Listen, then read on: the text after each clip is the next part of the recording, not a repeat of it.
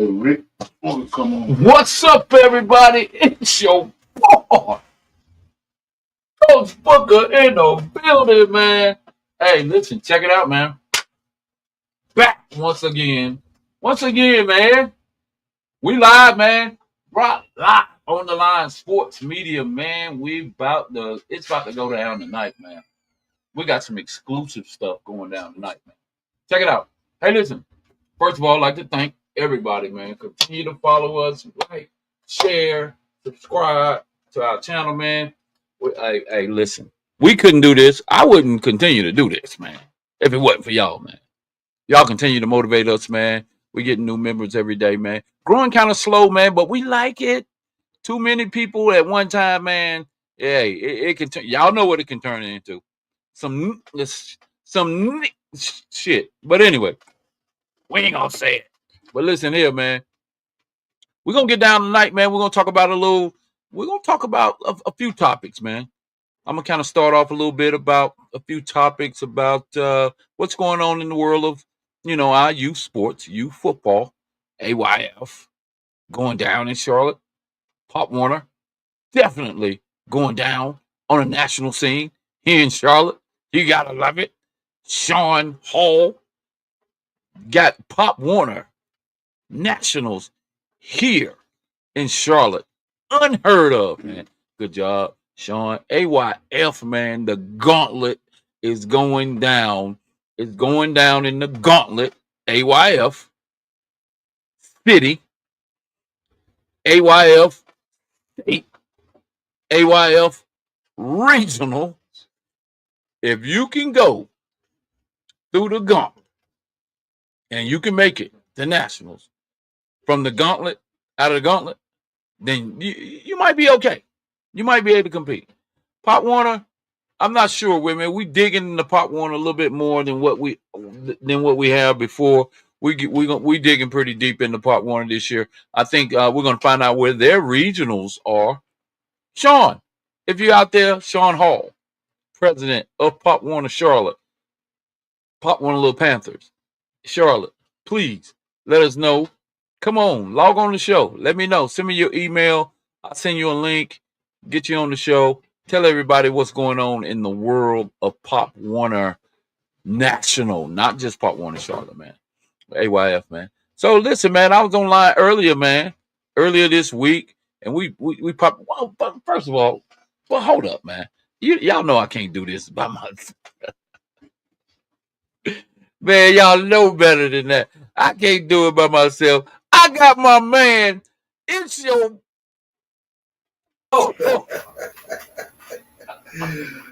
Yeah, baby. Coach Clark in the middle. We got some kickback going on over there, man. But we're gonna fix it. We fix it. We good, bro. We got some feedback, little feedback, little extra. We're gonna get the producer to come in, man, and we're gonna check that. That's what happens when you go live. It's a small. Hey, but you know what? It ain't too bad, man, to hear you twice. Because that's all we get. We get your voice, and then we get your voice again, and that's what we got going on. We got the producer in, man. He bouncing around, man. He fixing it, man. So you might see him pop in the screen. But hey, listen, it's Friday night. Friday night, man. There you go. Friday night, man. Hey, man, I kind of like the sounds of that. But even though you might not be here on Friday nights, I can be here on Friday nights because you will be at Friday Night Lights for the most part. Man, on the sideline. Yeah, you'll be at Friday Night Lights. But yeah, check it out, man. We're gonna jump right in it, man. I asked the world a few questions, man. A few blogs. I got on a few blogs this week. And we threw a few questions out there, man. We'll go through them real quick. And see what we came up with. I think one of them was, and you might have some answers for this. I'm not sure. I was asking the people as the season approaches, and this can apply to any coaches. Mm-hmm. As the season approaches, with football, I said youth football. Coaches should be preparing and looking to enhance their understanding of the game, acquire more knowledge, and improving their coaching effectiveness, especially for the young coaches. Right. or rookie coaches in general, where do they go, and what resources and materials are available to help young coaches, youth coaches, become more efficient in practice, so they can have some solid practices, or develop a good offensive and defensive scheme. Right. These are for the younger coaches that just getting in, because not everyone is a great X and O coach, Right. but they possess the very good leadership skills. So let's look out for them, man. If you know of any resources, what do you think that's out there right now that can help a young, inspiring coach that's going into maybe his first season, second, third seasons? He's trying to get better. What materials are out there as far as you know? Just it could be some basic stuff, just to kind of help aid that coach, Right. help mentor that coach, so he can possibly have a successful season. Well, I mean, online, there's tons of information on YouTube and all these social media pages and everything. But I think the most important tool is in house. Like, you got some veteran coaches in that organization. Right. It's probably been coaching for a while. Uh, if this is your first year coaching youth ball, maybe you want to reach out to some middle school coaches. Coaches never turn down mentorships.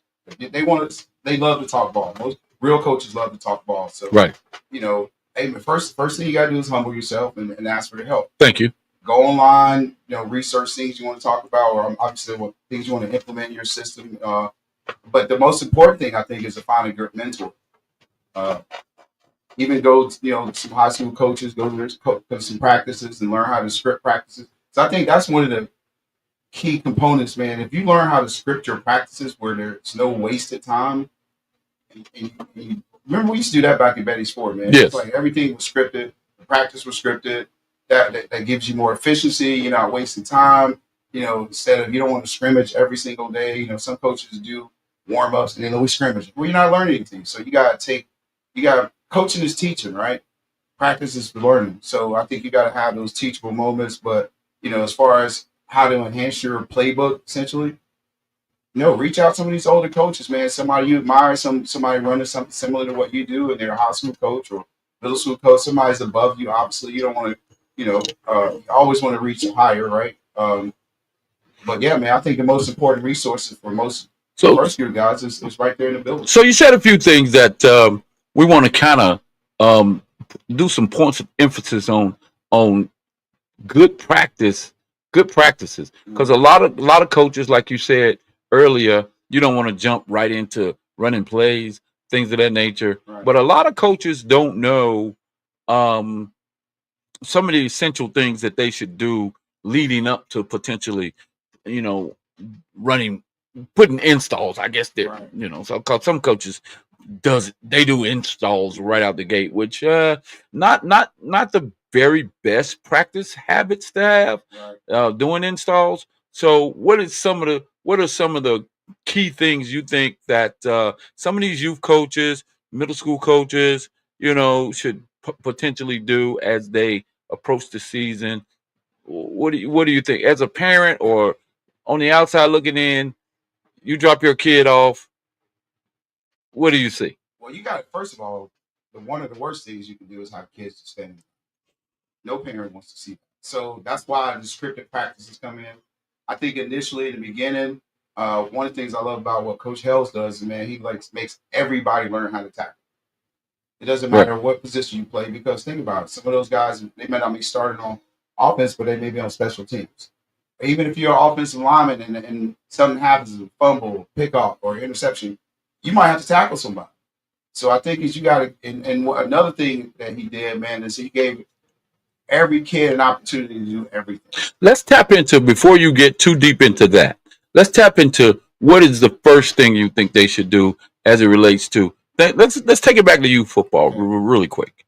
Something that you do very well and that we've always done very well is put the stretching and the dynamic absolutely, workouts, man. and let's talk about that Yeah, that's and the importance of doing that first. absolutely, man. You got to get your body prepared for movement. So, dynamic warming and stretching is paramount. Like, you're putting those kids at a great risk of injury. It may not seem like it, but man, you got to get that body warmed up. It's like an old car back in the day. You remember when our dads used to get up in the morning, start that car to let Oh it yeah. run? Oh yeah. and then you're ready to go. So you can't just jump into an older car, and these new cars obviously, but you don't want to jump right into that activity without getting that body warmed up, getting the heart rate up, getting the muscles warm, and stretching. That's going to prevent a lot of soft tissue injuries, like hamstring injuries and knee injuries, all those good things. So I think that's essential.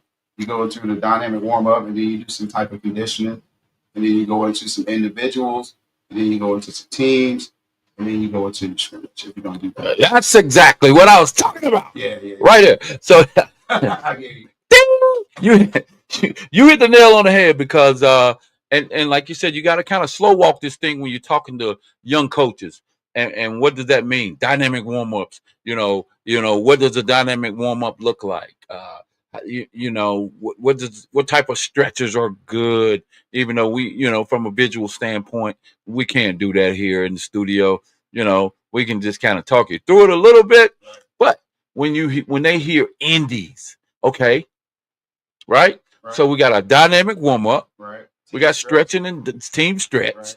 Dynamic warm up, team stretching. Right. We got that. And what do you think? What do you say? From there you go into Indy. Let's talk about the time that they potentially put into your dynamic warm up and your stretching. That's going to generally be about 8 to 12 minutes. You know what I'm saying? Depends on the size of your team.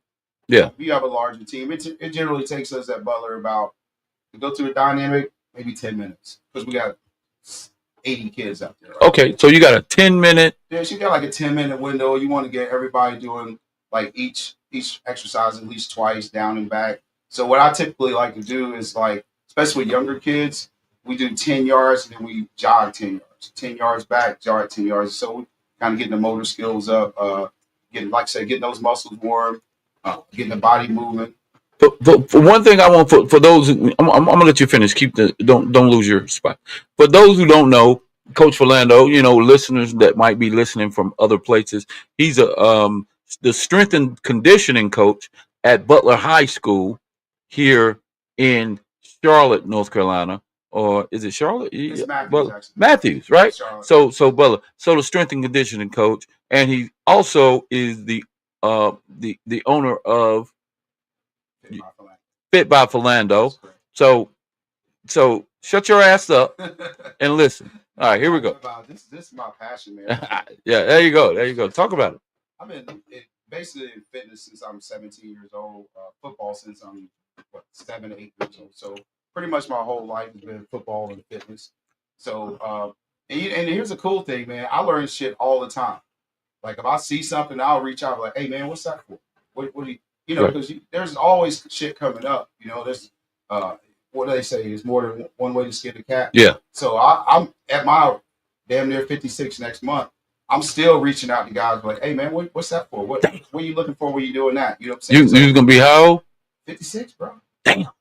You already. I didn't mean it like that. Like damn. It was just kind of like. I know. I'm damn. About 25. Like damn.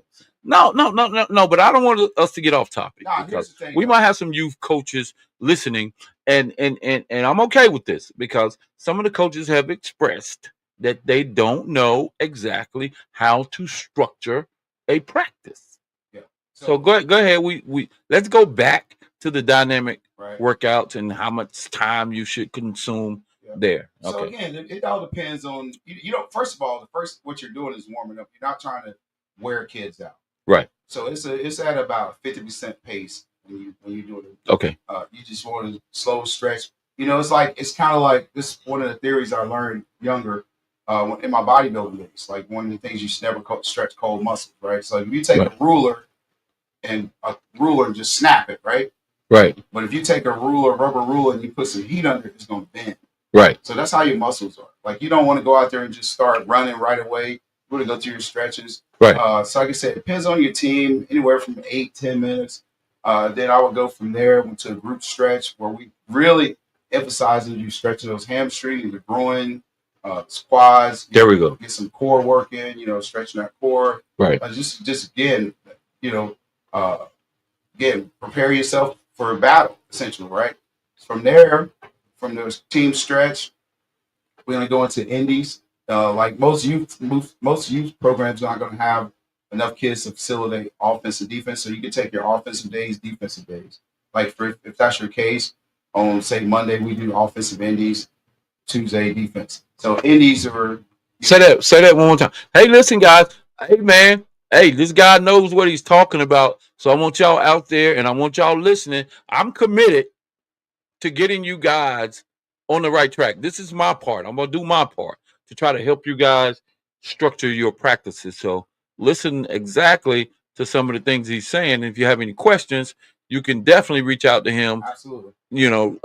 Fit by Philando, or where else can they reach you, Coach? Man, you can reach me at Impact Coach of the Podcast. You can reach me on the lines.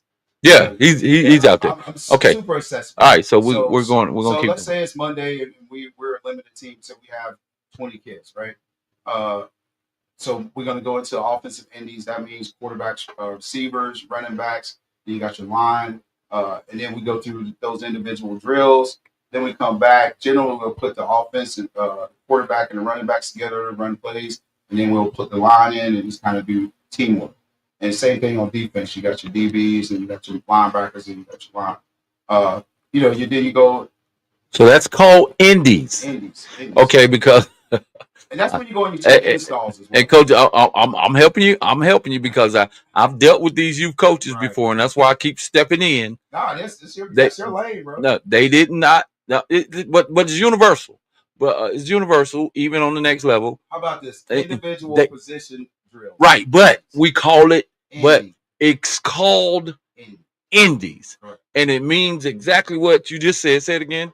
Individual position training. That's it. So, all you're doing is grouping your individuals up, your running backs, your quarterbacks, your linebackers, whatever, and they're working together on whatever drills you have set up. You have the drills, position drills.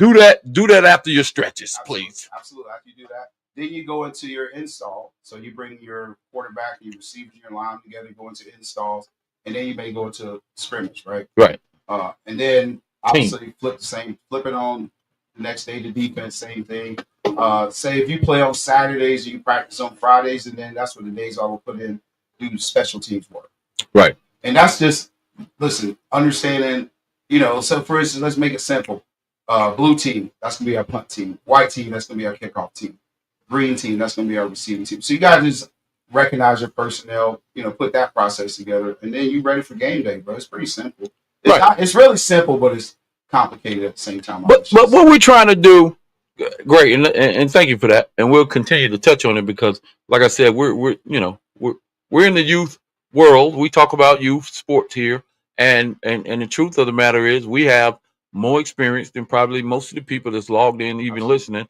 So we're just trying to give you some good practice tips. So at the end of the day, it's about creating a habit. Cool. That was going to be the next thing. Right. It's creating a habit, and I'm sure because you always got these good sayings and stuff. I know you got one. So it's so it's always good to create a habit, man. Repetitions every day. When that kid get out the car, and he automatically knows line up.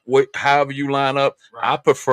I prefer lines as opposed to this big circle. Yeah, I like the lines. I'm really not into the huge circle that you football coaches kind of do, and then they and then they put a little kid in the middle, and they got the little kid in the middle, and the little kid in the middle going, everybody y'all ready? And they saying yes sir, and I'm saying yes sir. He's 10 years old, just like your ass is.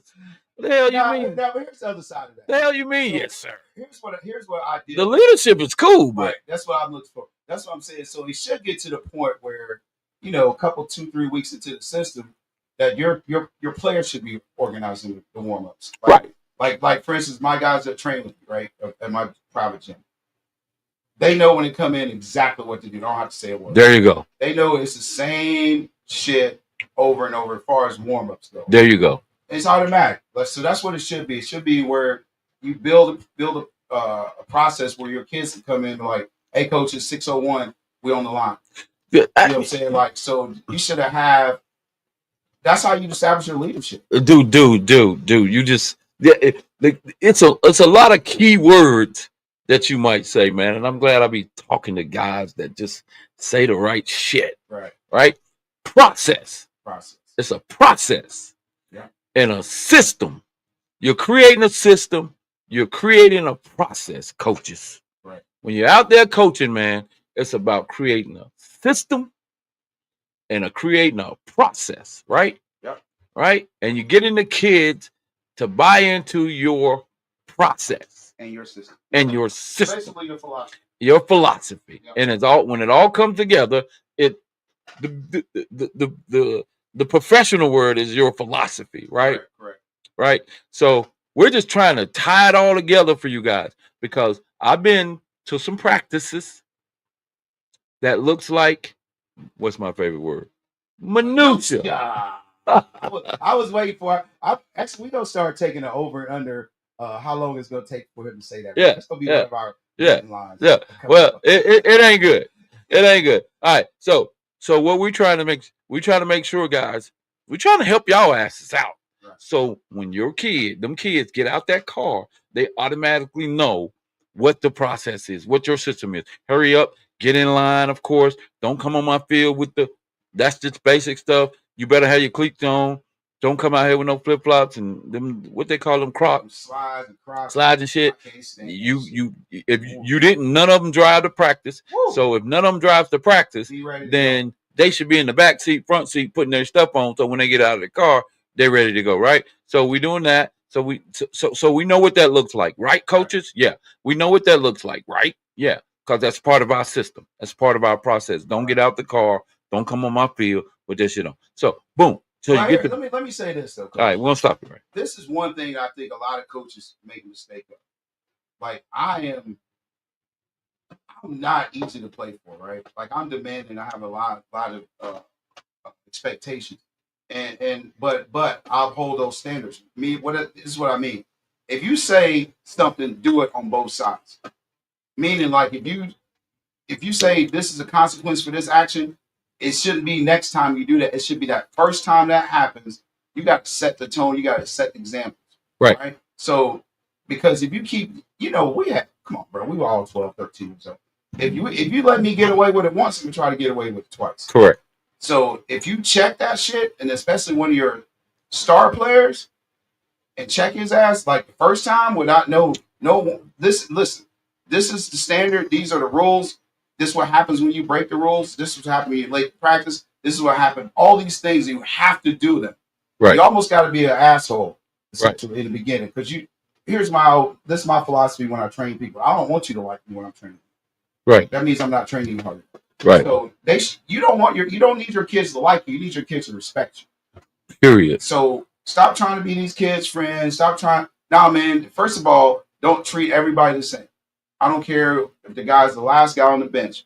Treat everybody the same. You punish them the same. You reward them the same. And I think one of the biggest things biggest mistakes a lot of coaches make, and I've seen that happen 1,000 times, is like you can't tear a kid down and not build him back up.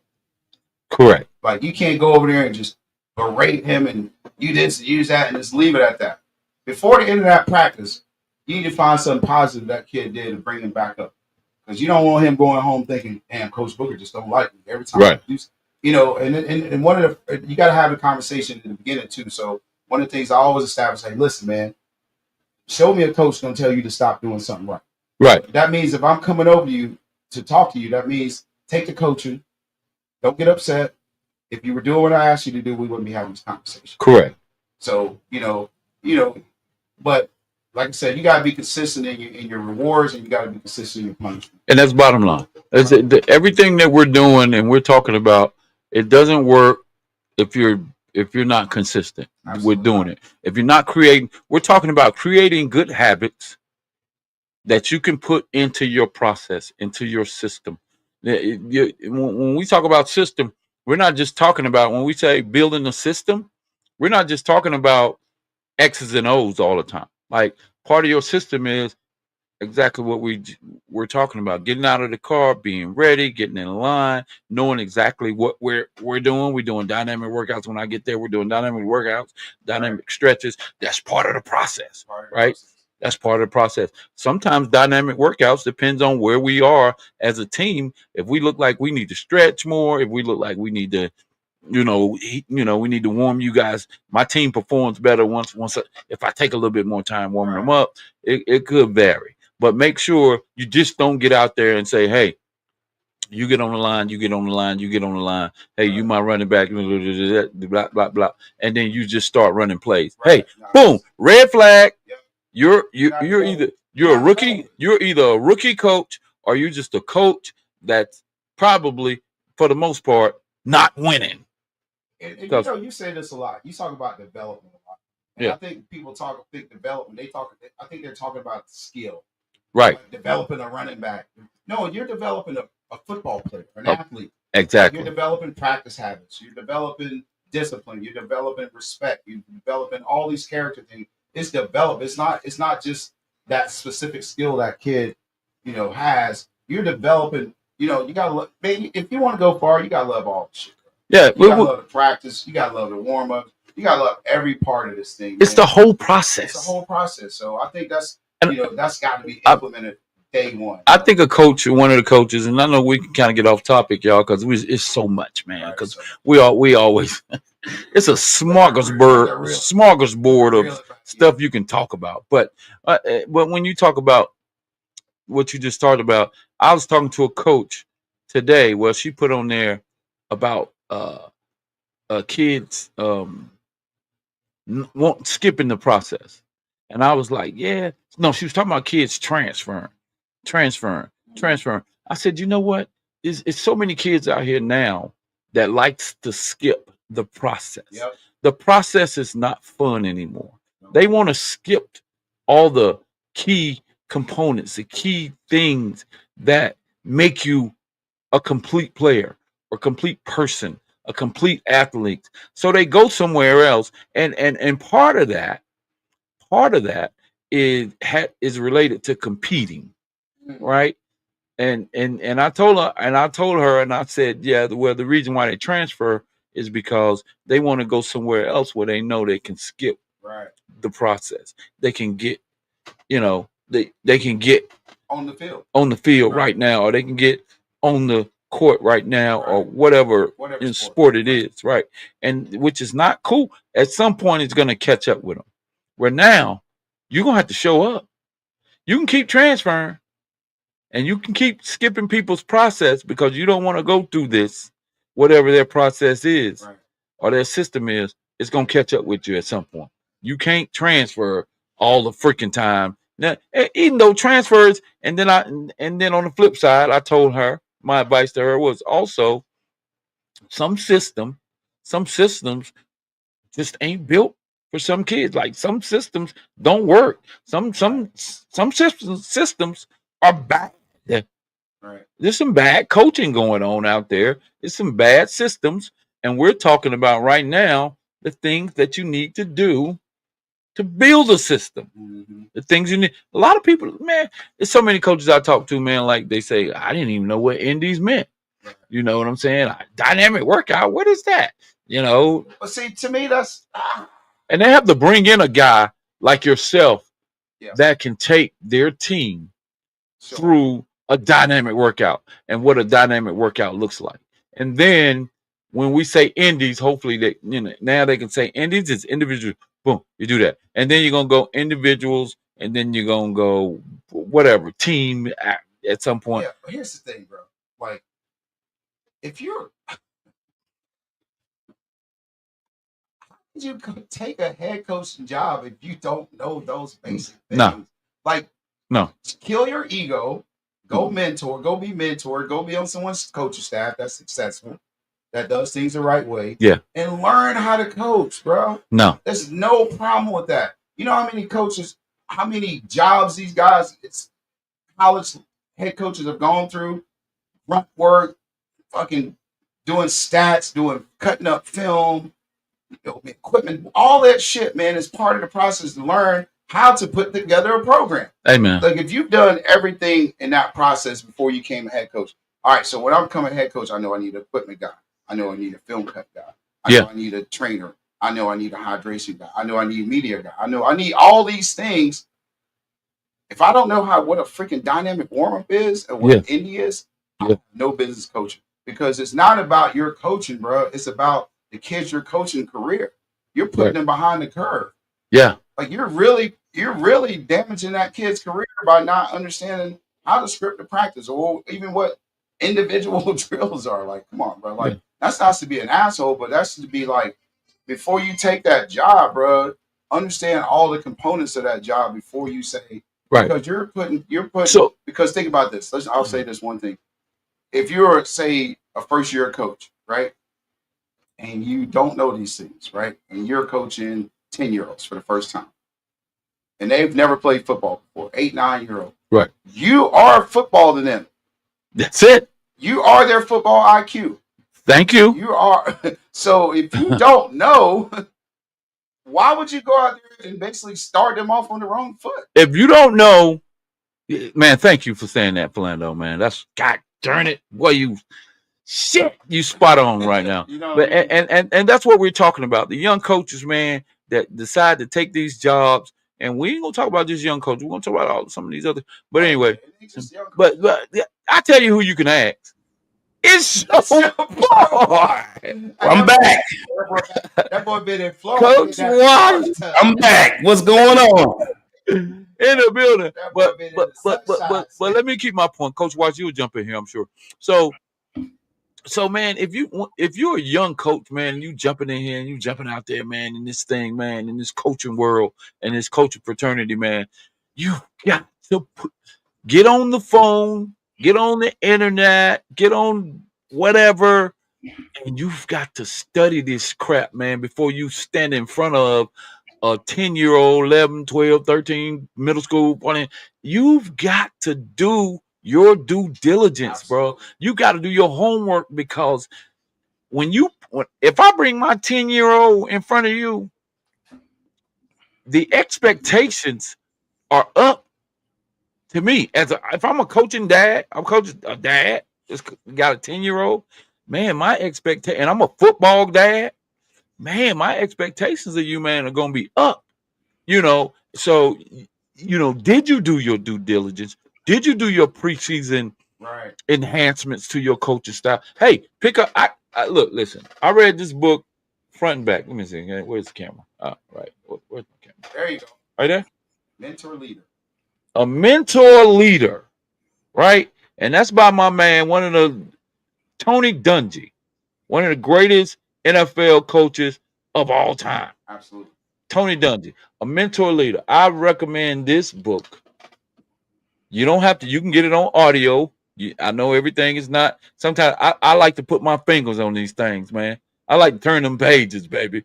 I like to put my fingerprint. I like to waste my coffee on it. You know what I'm talking about? Right.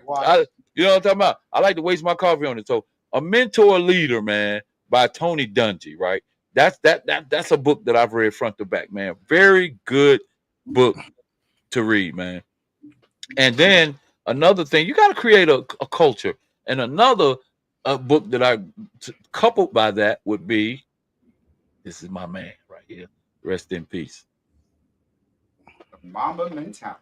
It's the mentality of your team, the mentality of the coaching staff, the mentality of the support staff. Do you have the Mamba mentality, right? Or whatever mentality you choose. But this is my book of choice, my mentality of choice, the Kobe Bryant, the Mamba mentality. Because at the end of the day, coaches, you got to create a culture. Right. What do you want your culture to look like? What is the mentality of your team, your coaching staff, your system that you're trying to implement, your philosophy that you're trying to? What is it? How do you identify your system? And at the end of the day, is there a complete buy-in? And the buy-in has to be from the freaking guy that brings the water on the field. You want him or her to understand exactly how you like that to happen, right? I'm not saying micromanage your team. I'm saying create a culture. I'm not saying that. No. I'm saying get people to really like you as a coach, right? And you know who really got to kind of like you first and believe in you is that football dad. Coach Wash, I got a 12-year-old, 13-year-old, just dropped them off over here at the middle school, or if he didn't play for you, Wash, or at the youth organization. What's up with this coach? Let me ask him a few questions about his philosophy and see what's his mentality. What's his, is he a mentor leader? What kind of guy is it? Hell, I just had a grandbaby. Boy, Tobias buffet. Tobias buffet. I like that. In the building, right? Like and I'm gonna play daddy ball. Right? I'm gonna play G-pop ball. Hey, ain't nothing like that G-pop ball, boy. But at the end of the day, when he get old enough, man, I want to know who I'm dropping him off to, man. I want to be able to talk to you. Are you so for the young coaches, man? Thank you, Philando, man, for going through that with me. Matter of fact, while we got Wash on here, let's go ahead and throw it out. Do you have any material, any advice to any young coaches out there just getting started? It's the off season right now. Well, it really ain't no off season for a coach, but when you got any advice on I got one of the kids material resources that they can use? He played for me in Philando and Mint Hill. Ice. Ice Glover. Ice been reaching out to me about coaching. He want to get into some coaching. I told him he can come along. I just told him what position you want to coach. I say go study that position.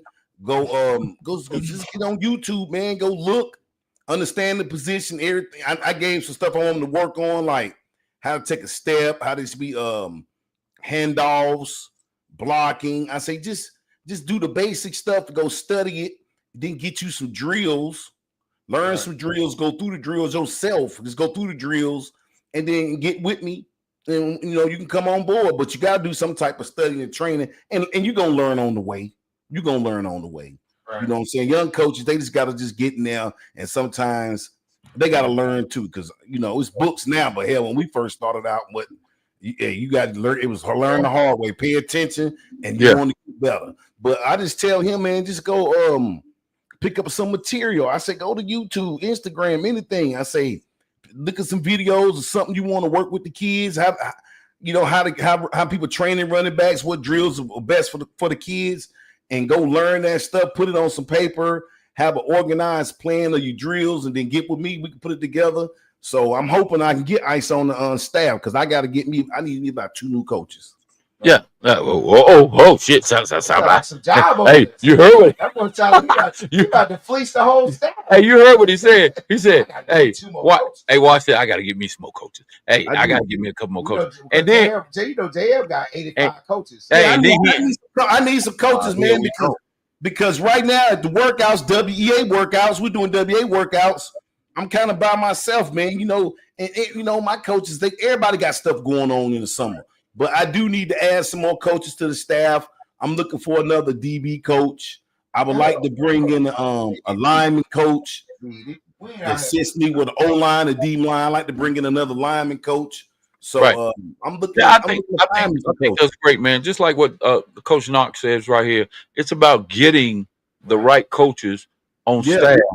If you don't know, you know what I'm saying. Get the right coaches on staff. All right, so that's a good question. What's the right coach? How do you decide who's going to be on your coaching staff? That's a good question. Do you interview these coaches, see if you have similar philosophies, have similar coaching styles, or or if he has something you don't really have that he can bring to the table? Like, what is it? What does it mean to put together a good coaching staff? Well, you got to get some people that's going to be on the same page as you. Like when I asked you to come join me, Philando, I coached you before, and you came along. We coached a good. You coached a good defense. We ain't had that many kids, but we really worked on development and coaching up our kids, and we won games. A lot of games with not that many kids. So you're looking for people with some type of experience. It's kind of on the same. They know what they're doing, or at least they want to put the work in with you. They see what you're trying to do, and then they'll go along. Even if you got to say, "Hey, I need you to do this and this," and they can go out there and execute. So I like that. So I like it. So if you let's just say. On a youth football team that has 25 kids, I don't give a darn. Yeah, 25 kids. I would say certainly. First of all, to your question, Coach Philando, do you interview them? Well, of course you do. You've got to get you have to get these guys on the phone, and you have to make sure that if nothing else, they have the basic fundamentals down pat, Right. like the basics. Like, don't come to me if you don't at least know the basics, or you can come to me, but I'm gonna find out whether you know the basics. And if you're humble and you want to know what the basics are, then I can coach you up. But at least and make sure that they have the basic fundamentals. I'm gonna talk to you Now, about that. What's We're that gonna mean, Coach? What's talk. basic fundamentals? I What's that mean, mean? block. Yeah, you know how to teach a basic blocking Right. technique, basic tackling, definitely tackling techniques, blocking techniques. Those are the basics. Right. You know, everybody don't know how to catch. Right. You know, everybody ain't gonna be. You can't teach everybody to run. 3-point 3-point stances, yeah. 4-point stances. You know, 2 techniques, 3 techniques, and all that type of stuff right there. That's the basic that I'm talking about, right? So you got to have a coach that at least know the basics, okay? Get him on staff. But I like the position coaches. I like to have a guy. Now, if you can get some guys on there that when you go through your indies, you got that D-line coach. You got that D-line coach, dog. You got that DB coach. You got that O-line coach. You got the receiver. If you can't quite get fortunate enough, man. if you're fortunate enough to build your staff like that at a young youth age and then on through middle school, then great. But yeah, that's what I'm after. That's what I'm after. And, you know, me being the head coach, you know, what can I do? What's my job? I got an OC. I got an OC. I got a DC. I got my OC. I got DC. I got my skill specific coaches. Now, what's my job? I'm the lifter. I'm the mentor leader. Right. I'm coaching the coaches. You know, I'm coaching the kids. And shit, I want to learn something too. Right. Man, ain't nothing like having a bunch of coaches on your staff where you saying, hell yeah. I didn't even know that. They know ball. Right. You know what I'm saying? I didn't know that. You know what I'm saying? That's it. So if you can build your staff kind of similar to that, I'm saying at least 6 to 8 coaches, man, on your staff, man. And you got to make sure they're straight. It's up to you. Here's the thing I think you got to watch out for is unless you have an understanding, right? You got to also be careful hiring friends, right? Because especially if you're a head coach, like that's the one thing I loved about coaching at Betty's Ford. Like we're all boys, we're all still boys. Yeah. But we all knew when that whistle blew, Greg was the head coach. Period. I was the coordinator, and you don't want to have rift back and forth between coaches. Yeah. You can't do that in front of the kids. Oh hell no. You're done. None of that. So you got to understand that. Listen, man. While we're on this field, there's a hierarchy. There's a ranking system, man. Oh man. And once we leave that field, we back to homeless. Period. And I think that's one of the things you got to understand. Like, if you're gonna bring somebody on your coaching staff, like, listen, bro, when we step on that field, I'm the coach. But you know, it's basically my way to the highway. Period. Right? And don't take it personal. So you got to get your ego out of this shit and understand what we're trying to do here. So I think that's one of the things you got to caution of, because some people, you know how people are. Listen, that's why new organizations pop up every year. Yeah. Because somebody didn't want to be the assistant coach no more because he thought he was better than the head coach. Blah, blah, blah, blah, blah. Ain't nothing wrong with being the assistant coach. You can go your ass home. You're right. But I'm saying, at my school, you got to ride the bus back. I got to ride the bus. But I'm saying you talking about just the hierarchy. Right. Hey, man, it's a lot going on. Everybody want to be the head coach so they see what the head coach got to go through. Man, you know what, man? I'm the assistant coach at JMA, okay, offensive coordinator, and I don't give a crap about being an assistant coach. I really don't. I mean, yeah, but you got 30 years, 40 years in the game. Yeah. Understand now the system. Now, can I take over and be just as effective as a head coach? Well, of course I can. I can take over. Do I feel like I'm better than the head coach? And I'm good at being the assistant coach. You know, I'm glad that he chose me. My AD chose me to be the assistant coach. I'm happy with that, right? Yeah. So it's okay. You're only as good as your assistant. I ain't never won a damn championship without an assistant coach, bro. You need good assistant coaches, man. You just need everybody on the same page. You know, just focusing, man, on the same page. Like I say, I'm looking for some new coaches. So I gotta give it to my coach. so good. We covered that, young coaches, man. If y'all need any information, man, reach out. WEA, man, Coach Wash. He can give you a good practice plan if you need a practice plan, dynamic workout, stuff like that. I know that's my phone popping like that. Okay, and then next question I asked, man, online, man, is I got a couple good ones, guys, and I know y'all gonna be on top of this. I'm gonna get this. At what age is a youth football player typically considered to possess the skill set and physical attributes for a skill specific position? At what age is a youth football player typically considered to possess the skill set and the physical attributes for a specific position? Excuse me. Should coaches be able to assess and evaluate young athletes at an early age to appropriately position them in a position that ultimately aligns them with their future team? In some cases, we find, and I think Coach Wash, you can attest to this. At some point, we find out in middle school that some of these kids got a skill set in specific positions, and their youth coach has never even tried them out at the position. They don't even know the kid can play. Yeah. They didn't know he was a dog and linebacker. They didn't know he was a safety that can come down here and you know what I'm saying, play in the box and play that high. You have to move them around sometimes and let them play, man. But the timeline for middle school sometimes, you know, we gotta hurry up and get shit going, right? So, but that's why what I'm saying to you, youth coaches, again, we count on you guys. So what's the timeline? Let's tackle the first topic, where you think what age is a youth football player typically considered? What age do you think he should know? Right. Kind of know where what position he thrives in, or what position he could potentially be good at. On that youth level, it's kind of hard with those skill players. Especially as you talk about linemen, 8th grade, they'll kind of know I might be a lineman. But then I tell some of them, you might grow out of that. You might slim down. You might become a tight end or a damn linebacker. You never kind of know. But 8th grade, at certain positions, you can kind of tell this guy gonna be like an O-line or D-line. I don't know, because you hear a lot of these coaches. Sometimes they'll grow out of it with the skills. You don't know because they just some of these guys in the NFL, though, guys, y'all hear them. I've been playing quarterback since I was 6 years old. Right. I've been playing running back since I was. So, what age do you, as a coach, can identify like, hey man, I think like maybe like 8th grade. This kid a damn running back. 8th or 9th grade. 8th or 9th grade. You know what I'm saying? Because some of these guys actually stay in those positions. Yeah. Like my son. My son, I'll just use him for an example. He started out as the quarterback. Because why? Because he knew his dad's system, right? Very athletic. He's basically an athlete. He could play whatever, right?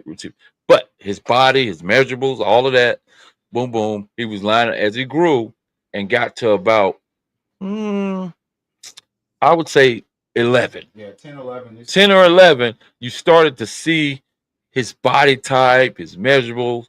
His dad played running back and slot receiver, punt returner. His body started shaping into a freaking receiver, a slot receiver. He started getting longer, limited. Mm-hmm. So, and he started playing receiver at 10. He hasn't stopped. Right. Played quarterback. We put him at receiver. That's it. He could play DB, whatever, but that's it. When do you decide what it is that you? When do you think you start seeing it? I think this like let's take a kid let's say Jair Alexander, for example. Coach Knox, I'm pretty sure you can jump in on this. Let's take a kid like Jair Alexander, right? We knew that he was going to be special, right? At 10 or 11, we knew that. We didn't know. No one could say, "Oh, he's going to the NFL," right? But we knew the kid was a great athlete that could play a high level skill position, right? On both sides of the ball, he was just because of pure athlete. But then you got some kids that didn't develop till they got to high school. So it's really hard to say. But I think, absolutely, puberty plays a huge part. But I think so. Like certain positions, right? I think it's more than a physical attribute. It's a mental. Like quarterback's a mental makeup. Everybody can't be a quarterback. Like you Look can at Wash. throw a ball. Hey, what I talk to your son about all the time about being a quarterback? It's attitude, more mental. It's a mental thing. It's You not ain't even about just throwing the ball. It's about, this is what I always tell a kid that wants to play quarterback. Can you handle taking all the losses and getting credit for none of the wins? Right. So you don't get credit. So every time your team loses, the first person they're gonna blame is the quarterback. Mm-hmm. That's a fact. That's a fact. So do you have the mental makeup to handle that? Knowing that everything that you do, nothing starts without you, right? You're the orchestrator of all this shit. And no matter how the fucking ball rolls, it's gonna be on your head, right? Yep. So if you don't have the mental capacity to handle that, then you can't play quarterback. So Right. as far as that position, it's not really a physical attribute. I think it's more a mental makeup. So you don't think the quarterback? What age do you think you can start seeing that those the skill set of a quarterback like this kid is a freaking quarterback? I mean, you can see it early. I think you find that age earlier than you do a lot of the other positions. Absolutely. It's like I said, it's about the mental makeup. It's not about the physical attributes. Like even your quarterback has to be in control. If he goes, the team's gone, right? Right. But then you got some kids that maybe like my son Jaden. Like I'll give him a perfect example. He played for you, and he played offensive line, defensive line, center, right? And then he had a growth spurt, and then he played receiver in high school. So it's really hard to say. I think it's really a case by case scenario, honestly. Bro. Yep. He's a dog.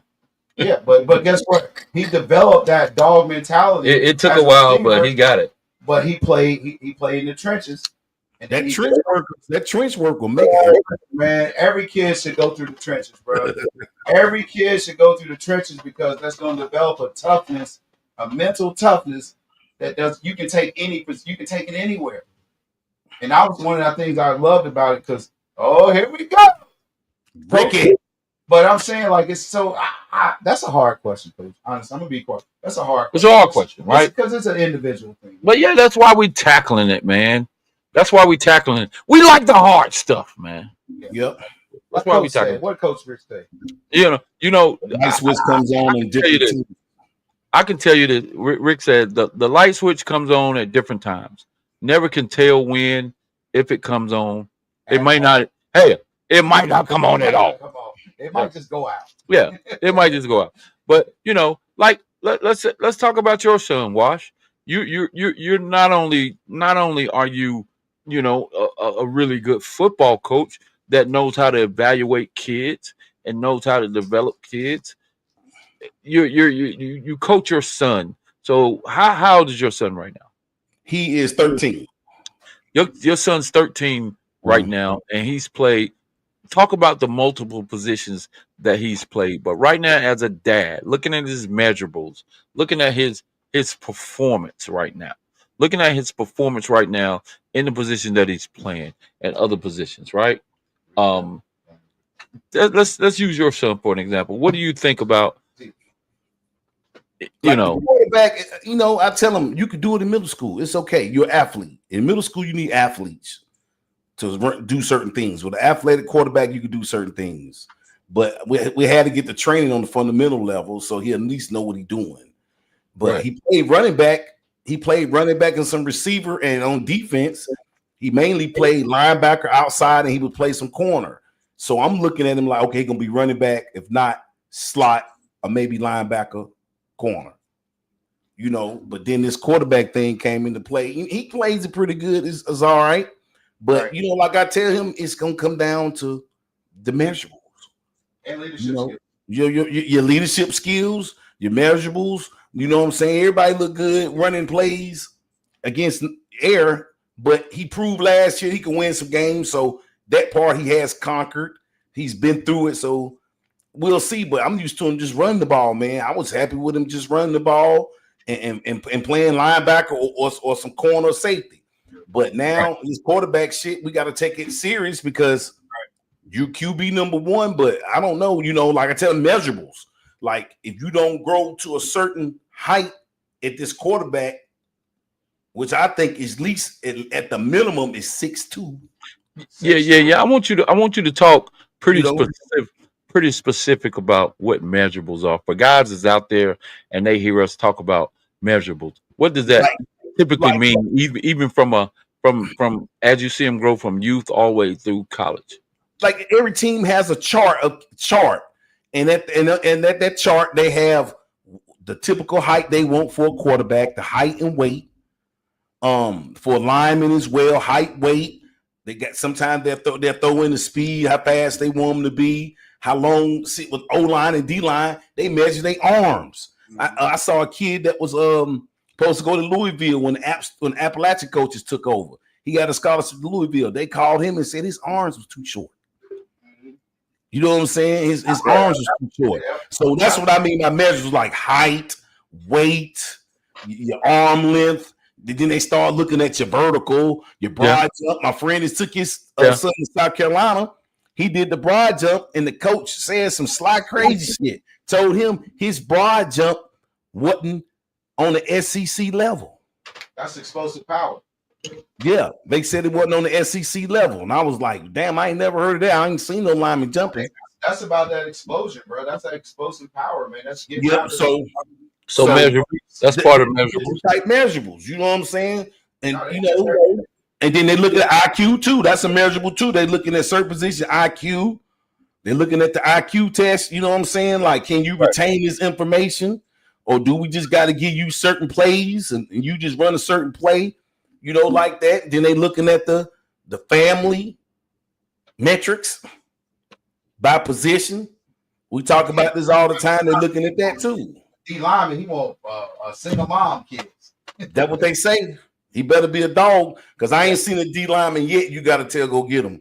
If I got to tell you go get him, you might need to be on offense. That's what I mean by measurables, man. Right. You know what I'm saying? Size and all that. I'm glad you broke that down because a lot of these guys are not doesn't understand what measurables are, coach. So thank you for breaking that down. And basically, guys, once again, it's your body type, and your body type. They looking for your freaking the size of your hands, the length of your arms, your wingspans, stuff like that. It's crazy. That's a kid we know that almost wasn't drafted by Green Bay because of his length of his arms. That's exactly right. And they had that was called the Terrell Buckley rule. The arms have to be a certain length. His arms weren't long enough, but his athletic ability to, you know what I'm saying? Yeah. Saban said you got to be 6'3", 180 even to make the cornerback list. Just to be a corner for him, you got to be 6'3", 180. And then after that, he got 3 other phases you got to have to make the list. You got to be 6'3", 180 just to get on the list. Right. And then when you get on the list, he got 3 other things you got to have, and that's how they narrow it down. But I heard Urban Meyer say he learned, I think it was Saban or another coach, he said he learned it from, that he say when he look at players, he look at, the back end, their ass, to see if that good base. Backs. Oh.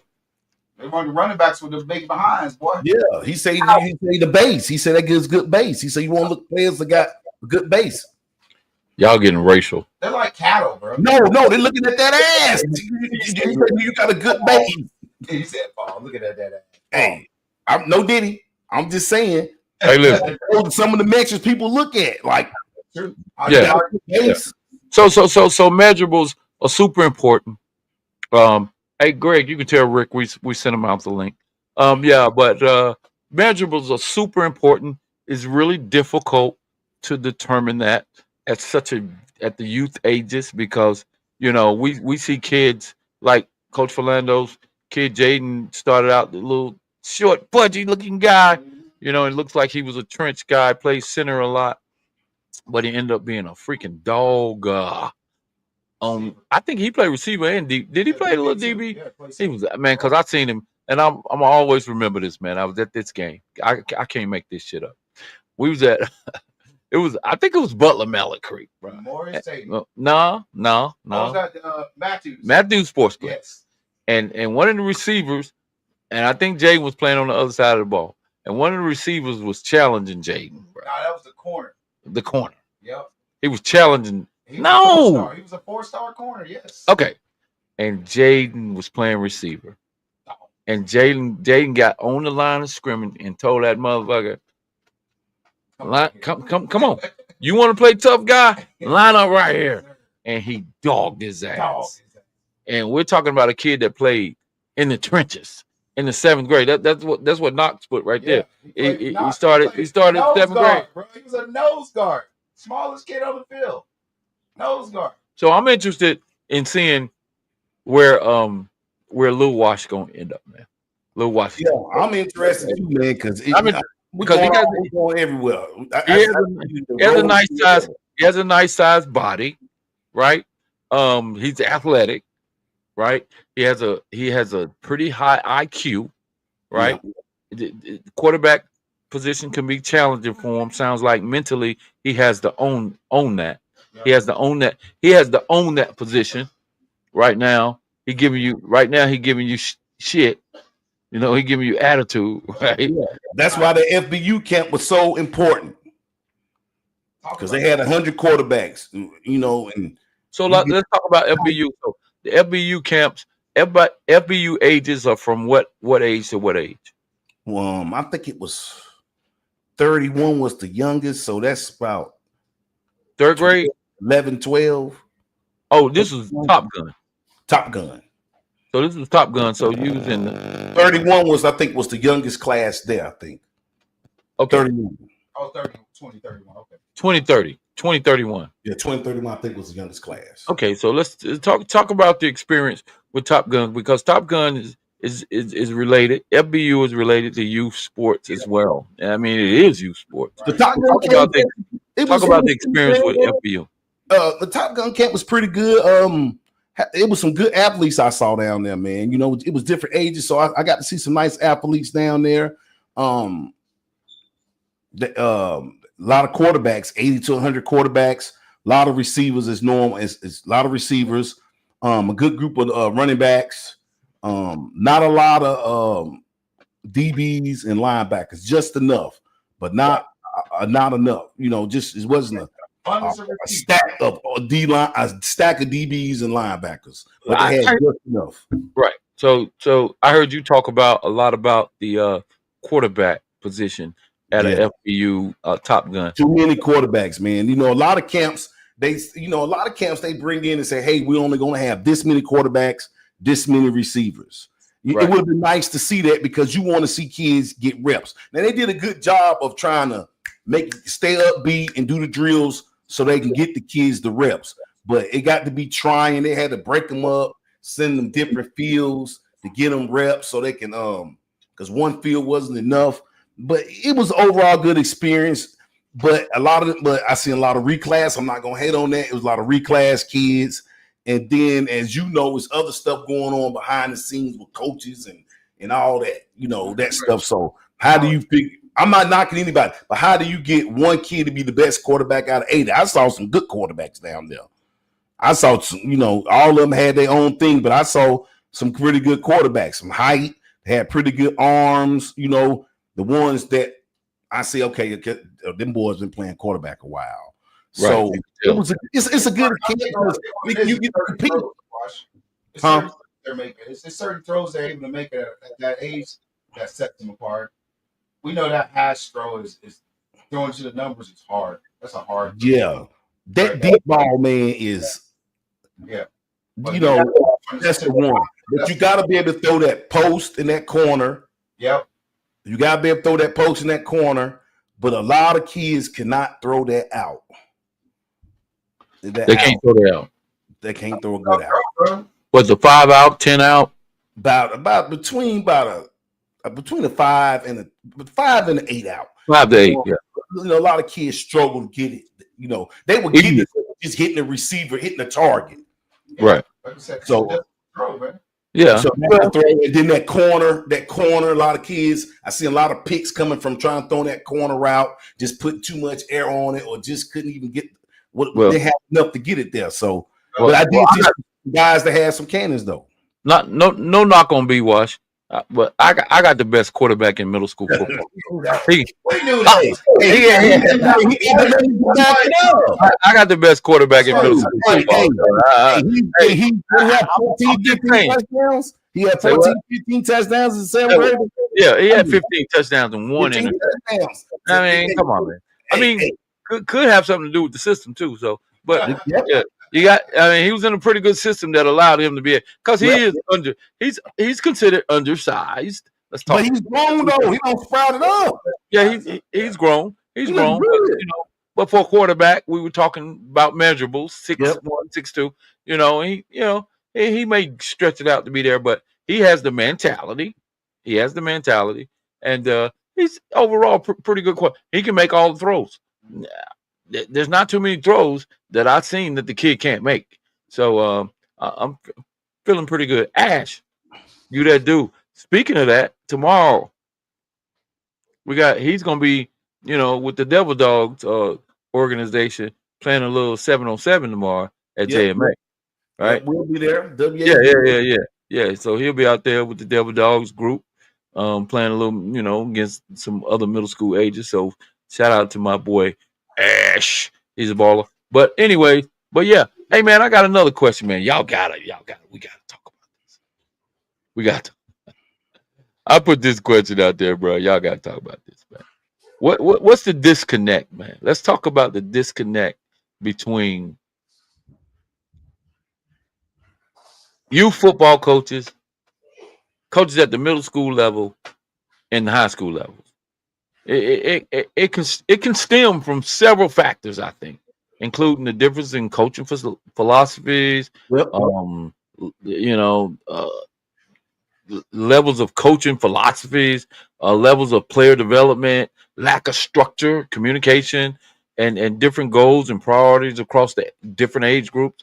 How do we bridge the gap to ensure that everyone is aligned and working together as it relates to youth, middle, and high school? How do we bridge the gap? Because a lot of these guys are coaching with egos, bro. That three letter word just kind of can destroy some shit, right? Yeah. So we got the youth coaches, and I'm gonna say my spiel. And I'm gonna let you guys talk about this.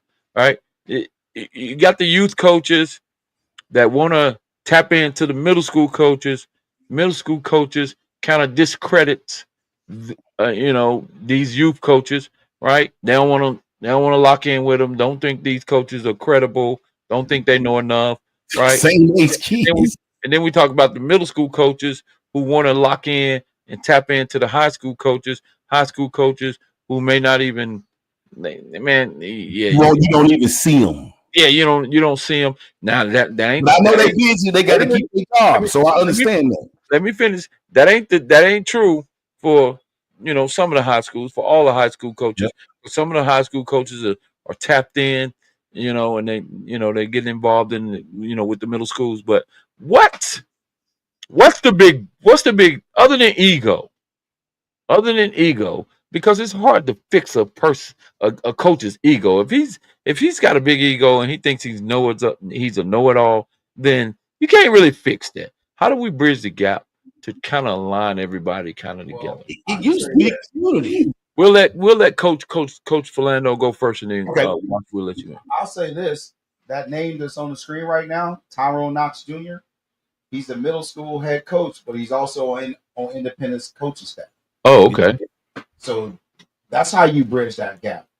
Humble yourself. Don't be on the coaching staff. I don't know exactly what he does on Independence coaching staff, but I know since he's been a head coach at Mid Hill Middle, since my son was there, that he's been on the Independence coaching staff, which is I'm sure some of those philosophies he brings down to. Hey, send me your email, Coach Knox. I'm sorry, Coach. So I think that's one of the things. Like these middle school coaches, go get on the high school staff, bro. And coaches don't turn down help. Right? No. It doesn't matter what you do. You might not necessarily be a position coach, but if you like, hey, I want to be an offensive coordinator, I'm sure that coach won't have a problem if you come and being an assistant to the offensive coordinator. Right. And if you're going to take his philosophy back to your middle school where some of those kids are going to be coming playing for me in the future, why wouldn't I do that? Right? That makes Absolutely. I think the easier fix would be between middle school and high school versus middle school and youth. Because with the youth guys, it's not like it used to be. It's not like neighborhoods and where this kid's gonna be going here. You got kids from that's playing in Mint Hill that live on West Boulevard, right? Right. So it's harder to create that dynamic where you say, hey man, I got 15 kids that's gonna be coming to middle school next year. Right. That's a little bit harder. But you can say, hey, at the middle school coach, I got 20 guys that's going to be coming to your school next year because they're your district. So it makes sense for that coach to go, get on that high school staff or just have a good relationship with that coach and learn how he does things so he can kind of implement some of those things to prepare those kids for where they're going to be next. Right. Right. Yep. What's your take on that, Wash? Exactly what Philando said, but it used to be community based, not so much now. Like when his son played, Jaden played at Mint Hill. Mint Hill, the Mountaineers was a good organization. Then those kids were leaving there and feeding in the Butler and feeding in the Independence. They were going to the middle schools. They were going to Knox, playing for Knox, leaving Knox and feeding in the Butler and Independent. Yep. Like South Park, they were going to Carmel, and they were feeding in the Myers Park. Certain communities, what middle school they were going to. Then they were going straight to the high school. You knew that. Like currently, like I like the Giants. They were practicing at West Charlotte. Had a lot of West Side kids from Ransom. Then those kids were going to West Charlotte. They were feeding into West Charlotte, and you see the residuals of that. So, but the youth coaches, man, you got some good youth coaches on that big boy level, but they not focused on what the hell the middle school is doing. They trying to make it the regionals. That's what I'm saying. That's why it's harder. It's harder with them because they got their own agenda, and I understand that. I've been there. Absolutely. So the middle school coaches, like, it'd be good if you could see your feeder. You know what I'm saying? At least either send somebody over here. That used to be a lot easier back in the day because it wasn't 8,000 organizations. You had kids that generally played in their zip codes, and they pretty much knew what middle school or high school to go to, man. So but in middle school now, I think it's important that your feeder program comes to talk to the kids, at least introduce themselves. Because the way kids move nowadays, you might lose a kid. Man, you should have those kids. You should have Coach Knox. I'll send you the link. Go ahead. You should be, as a head coach of a high school, right? You should be inviting all the local youth organizations out to your football games. Right. Because you want those little 8-9-year-olds kids to dream about being on your field. Right. And more than likely, in certain areas, you already know these kids are going to go play for Mard. If they play for Mard, they're probably going to end up going to Crestdale or Mint Hill. And they go from there, they're going to go to Butler. Right? So know those kids and kind of, like Coach Held had doing a camp right now at Mar. He did a camp last night and tonight at Mar. Most of those kids going to end up going to Crestdale or Mint Hill and coming to Butler. So you gotta plant those seeds, man. You gotta plant those seeds early. So I think for the disconnect between high school and youth ball is incumbent on the coach. The coach needs to go out and reach out to the community, like, hey, get those kids out to a game, man. We want to come out and then go do camps like he's doing. So those kids gonna see his face and they're gonna imagine themselves playing for Coach Hells once they get to high school. Right. You gotta be thinking long term. You can't just be thinking about what's coming next year. You gotta be thinking about what's gonna be coming in 6 years. That's correct. And we make sure we keep up with our feeder. When they had an interest meeting, we make sure we posting that in the band that we're posting. Make sure you go to that interest meeting and anything that they got going on, we try to make sure we feed it to them.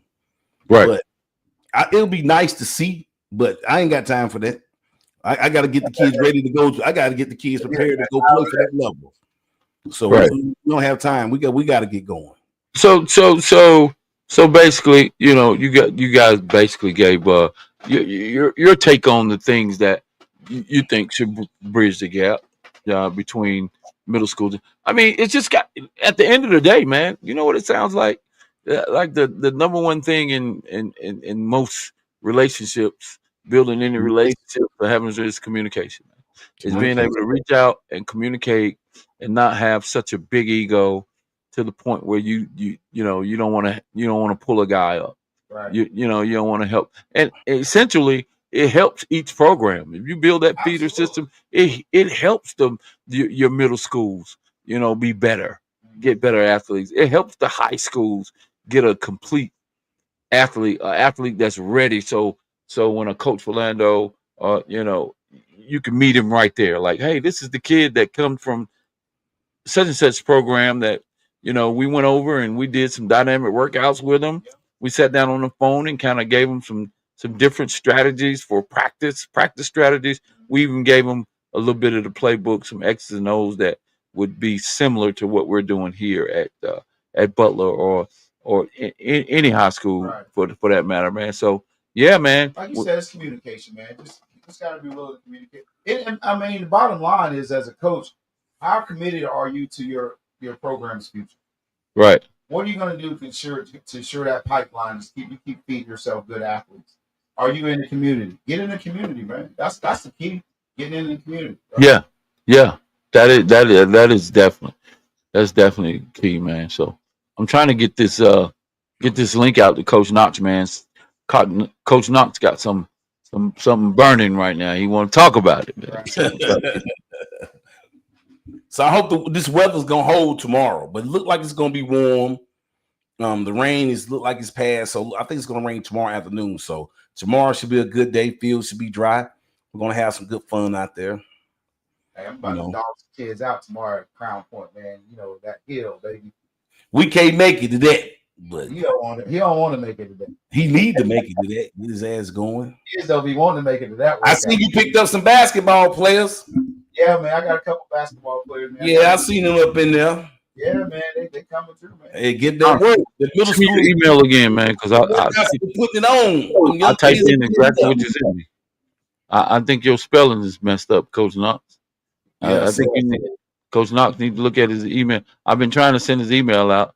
I think he spelled something wrong. Hey, Coach Knox, use spell check, dog. You use spell check. His spell his own email. High school coaches need to be going to the middle school games, talking to players. Middle school coaches need to be going to the community games, talking to players. Community players need to be going to their lower level game. What Hey, does that mean? Community players need to be going to their lower level game. What does that mean? What does that mean, Coach? I guess Coach Rick, I sent you the link, Coach Rick. Like if you play for Mar, you can be. If you go to Sedge, you play for Mar, you need to be going back and and all that. I think so. Reaching back. Yeah, reaching back. Reaching back is good. That's good, man. Yeah, reaching back, man. Hey, shout out to your boy, KD. Straight up, man. Yes, Duke off. Hey, can we put the camera? We I don't know if this happened by accident. You see that forward sign right there in our backdrop?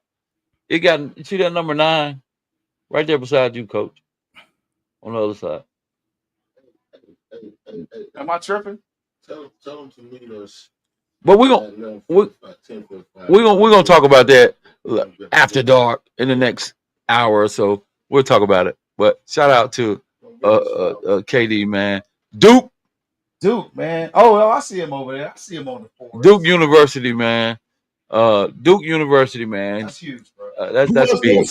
Who else in the seat don't sign? I don't know, man. All I care about is KD right now. Yeah, he's a poor kid. He's a no, man. Shout out to all the kids, man. But KD, boy, God almighty, man. Man, we just now see that was a kid right here. The perfect example. We knew he was gonna be special. Early, he displayed a skill set, but he had a mental makeup, man, and a work ethic early. That was crazy. You saw that, bro. Like you saw that, man. That dude grew up on the football field. Yeah, he did, man. You know what I'm saying? So it was in him, man. He just worked hard in development. And in other words, he coached too, didn't he? I'm sorry. Didn't his dad coach? Did his dad? Yeah, he was. Yeah, shout out to Coach Todd, man. Coach Todd was one. First of all, he was a hell of a football player at West Charlotte. He's one of the top kids that came out of West Charlotte. Quarterback. So he's one of the top guys. So shout out to Coach Todd. Great offensive mind. And then great offensive mind. Then he came into the Bailey's Ford system, and man, I'm still using some of the same stuff Double time. that he implemented at Beatty's Ford, man. He was a hell of a coach, won a lot of games, and shout out to Coach Todd, man. And and his son is a product. Absolutely. He's a product. He started out. KD started out, man. He was always a skill player. He started out playing in the Beatty's Ford system, and I think he maybe played for us up until probably maybe 10, 11, G-Top. 11, and then like the community, the village that raises the child. He went over to another solid ass program, which was G Top.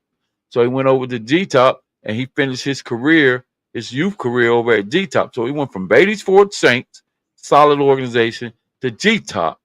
You know what I'm saying? That shit means something. That means a whole lot. That means something. Going from a good solid program to another. That's just like if we were to say your kid went from Dorada to somebody. These solid programs has been around for years. That's built some kids, not just athletes. You built some young men. Yeah. When you say Dorada Redskins, come on, dog. Yeah. And I think the key to that, man, is what you just said, man. It's not about the football. It's not, I mean, obviously that's the intangible, but you have some solid guys, man, that really had the interest of these children. Yeah. You know what I'm saying? That it wasn't just about football. It was Super about important. developing great young men. And I think all those organizations you just mentioned have done that, man. So shout out to all those coaches that, push those programs to the forefront and Yeah, man. a lot of these develop a lot of young great men. Yeah, man. Obviously good football players, but more importantly, they developed a lot of solid young men. So man, shout out to G Top, shout out to Dorada, man. Yeah.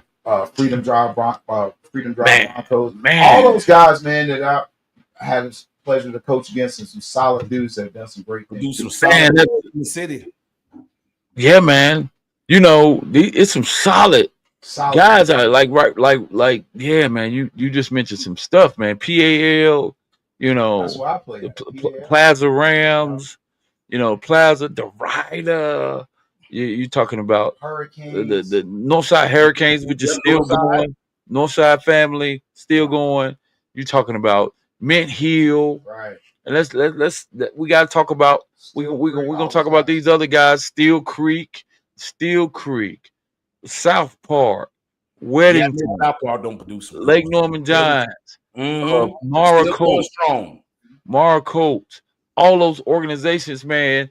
Harrisburg Cowboys. Oh my God, some battles over there. Yeah. Man, we talk about all these organizations, man. A lot of them are Pop Warner, some of them are AYF, some of them are United, man. Some of these pop-up organizations, I ain't trying to knock nobody. I kind of blame this whole thing on the leadership when we got all these organizations being formed and they coming into the leagues. Some of these guys has no business in these leagues running these organizations. Some of these guys have no freaking business with organizations, bro. They just don't. Let's get the Giants, the new popping. Or they've been around, but the Giants is probably the newest. And I'm gonna tell you, the Giants is probably the newest, biggest, trending, positive trajectory as far as creating athletes and getting athletes, to that level that they need to be on as far as being impact players in middle school, impact players in high school. Looking, staring down the face of these D1 offers to college. The Giants. I'm sorry. Now the Giants is where it's at. That's just what's up. They the closest thing to a Beatty's Ford Saints. They're the closest thing to Freedom Drive. Closest thing to Dorada and the Plaza Rams and the North. They bottom line, that's what they are. Y'all, hey, look, y'all can talk shit all you want to, but I go to practice. I go to my practice, JMA, and I separated my kids and say, and then I talked about. I think we talked about this before, and I separated them. I asked him, "Who you play youth football for?" And he says, "I play for Dorada. I play for NC Giants. Who you play football for?" And they'll tell me. I ain't gonna call no names. They'll tell me what youth organization they play for. Who you play for? Difference. Right. And you can obviously, And this is the reason why I ain't glazing nobody, as they say now, these young It's boys. a difference in mentality. I ain't glazing nobody. I'm talking straight facts. Actual facts. If these guys come from a specific organization, they possess a different mindset and a different development and skill set. And that's just what it is. You go to this organization, this is what you learn, this is how prepared you are. You go to this or hey man, I ain't talking trash about nobody's organizations, bro. But Soft coasting organization, the soft. We're doing this for fun. Yeah.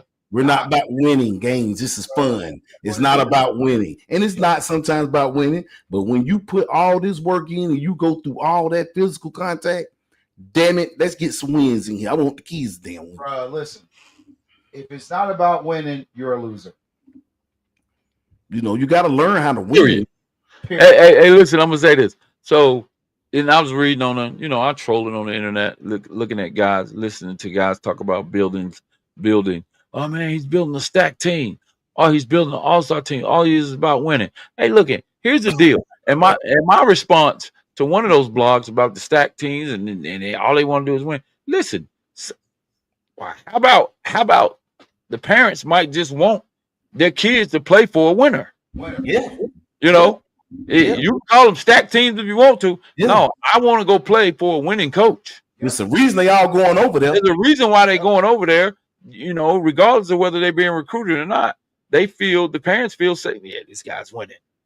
Apparently, they're winning, and I'm always say this: winning ain't happening by accident. Evidently, he's showing these kids what to do, and I get it, man. Some guys just good recruiters, and they get all the kids, and they get the best kids, and I get it. But God darn it, when you get them, what do you do with them? Yeah, using what? When you get kids that come from winning pedigree, they're different athletes. Yeah, they're used to winning, but more importantly, they're used to working hard to win. Hell yeah! And then so they don't make excuses, bro. You get kids from the bottom line, and here's the thing, and you know this, and I know this, and anybody ever coach knows this. Your kids are a reflection of your personality. Period. Your mentality is displayed on that field through your players. Period. Right. So if you play for me, pretty much your attitude on field, you're going to be a complete asshole that's out there to destroy everything in front of you. And that's what I want. Right. If you don't have that mentality, then you're probably not going to enjoy playing. Yeah, man. I mean, these guys out here, yeah, and youth football, of course, they say stack teams. Hey, man, listen. Do y'all think the coach with the stack teams is just coming to practice and he just sitting there and just letting them the stack all the best players just practice on their damn own? No, they ain't practicing. They ain't going through plays. They ain't going through shit. They ain't going through no drills. You think all of a sudden, because now he got Lil Booby, and he got Lil Booby from Mint Hill, and he got Lil Booby from East Charlotte, he got Lil Booby from West Charlotte, he got Lil Booby from North Charlotte, and he got all the little boobies, and he ain't doing shit. No, man. Some of these guys can some decent coaches out there that's teaching development, and they freaking winning with it. And the parents want the coach; they want their kid to play for this coach. So, miss me with that. Yeah, but his coach is making Coach such and such look great. Oh yeah. Hey man, you know what? I'm gonna tell y'all right now. I'm gonna tell y'all right now, based on my coaches making it, my kids, the kids that I coach that BFEK, base for it. I don't think I can coach. Well, for shit. Based on my kids, because 95% of my kids played D1 football, balling. I was like, damn, I didn't like Booker had. Man, I got kids. It's crazy, man. It's like no wonder Booker won. He had a kid that went to the University of Minnesota, University of Navy, University of Tulsa, goddamn, you know what I'm saying? All these guys went D1, UNC, University of Chapel Hill, West Virginia, Central, all of them starting, all of them D1. Booker ain't shit, man. Wait till you get a regular team. Well, guess what? I've gotten some regular teams. I started over. I won, went back down from kids like Melvin Davis. They aged out, went down, got some more, got doggone Marquez North, doggone. I coached Muhammad Massaquoi.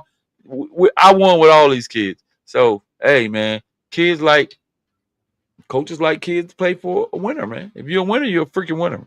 Whatever happened to that running back when you was beating Tony Worthy at Mint Hill? He had Jamal, and you had this little running back with the locks. Melvin Davis.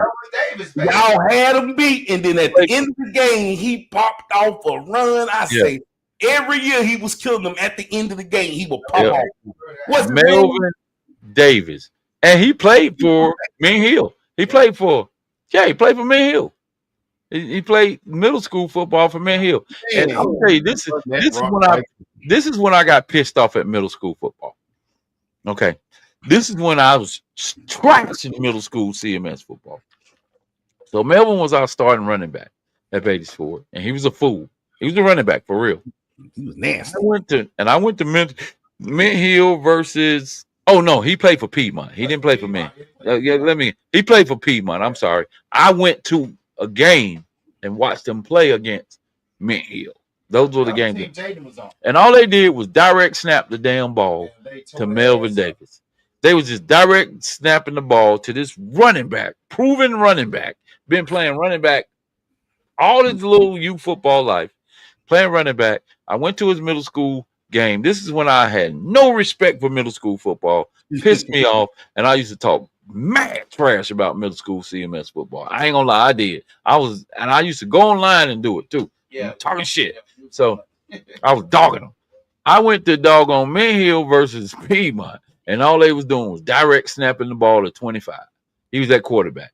Direct snap. Somebody else is handing the ball off to him. Direct snap left, direct snap right. He was the quarterback. They even tried to get him to throw. I knew damn well he couldn't throw.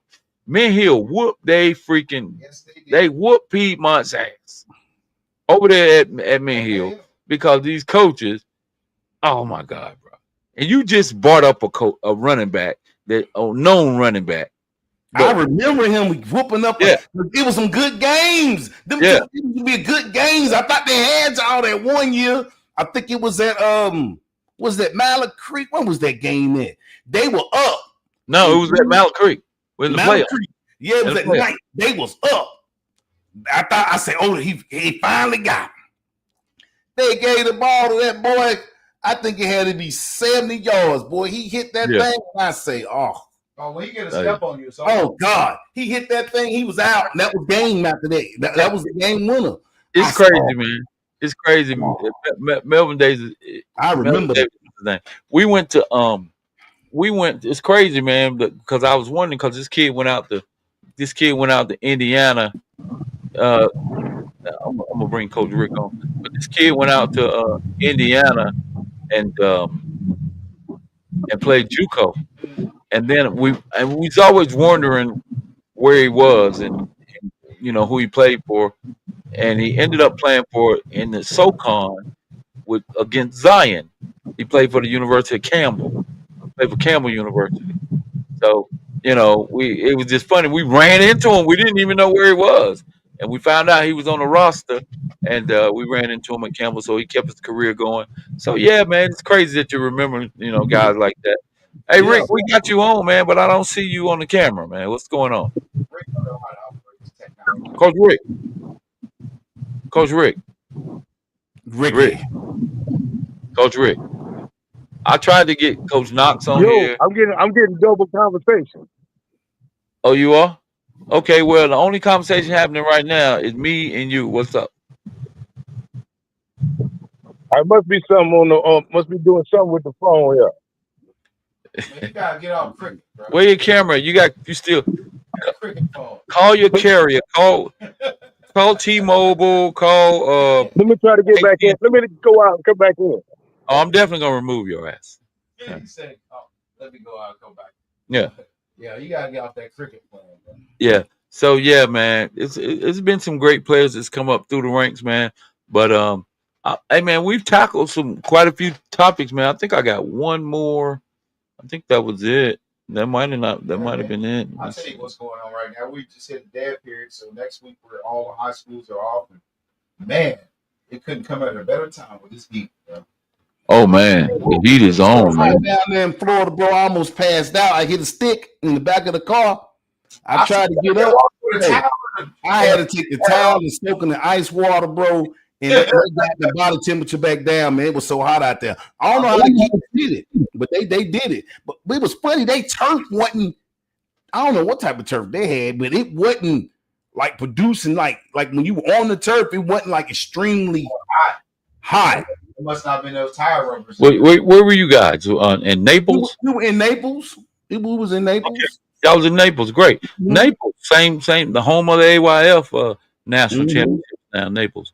So, did you guys? How did that turn out? The Top Gun. I mean, it turned out pretty good. He didn't get what he wanted. He went down there with a goal of making that All-American A grade team. That's what I finally realized because I'm asking what's going on. Did he make it? He didn't make it, so he was upset about that. And I was like, "We went down here for that." And that's what he was down there for, to try to make it. Yeah, I mean, it's okay for the kid to have goals. Yeah, you know, you got your goals, and I was like, "No, we're down here to see where you stack up against people in your class." Right.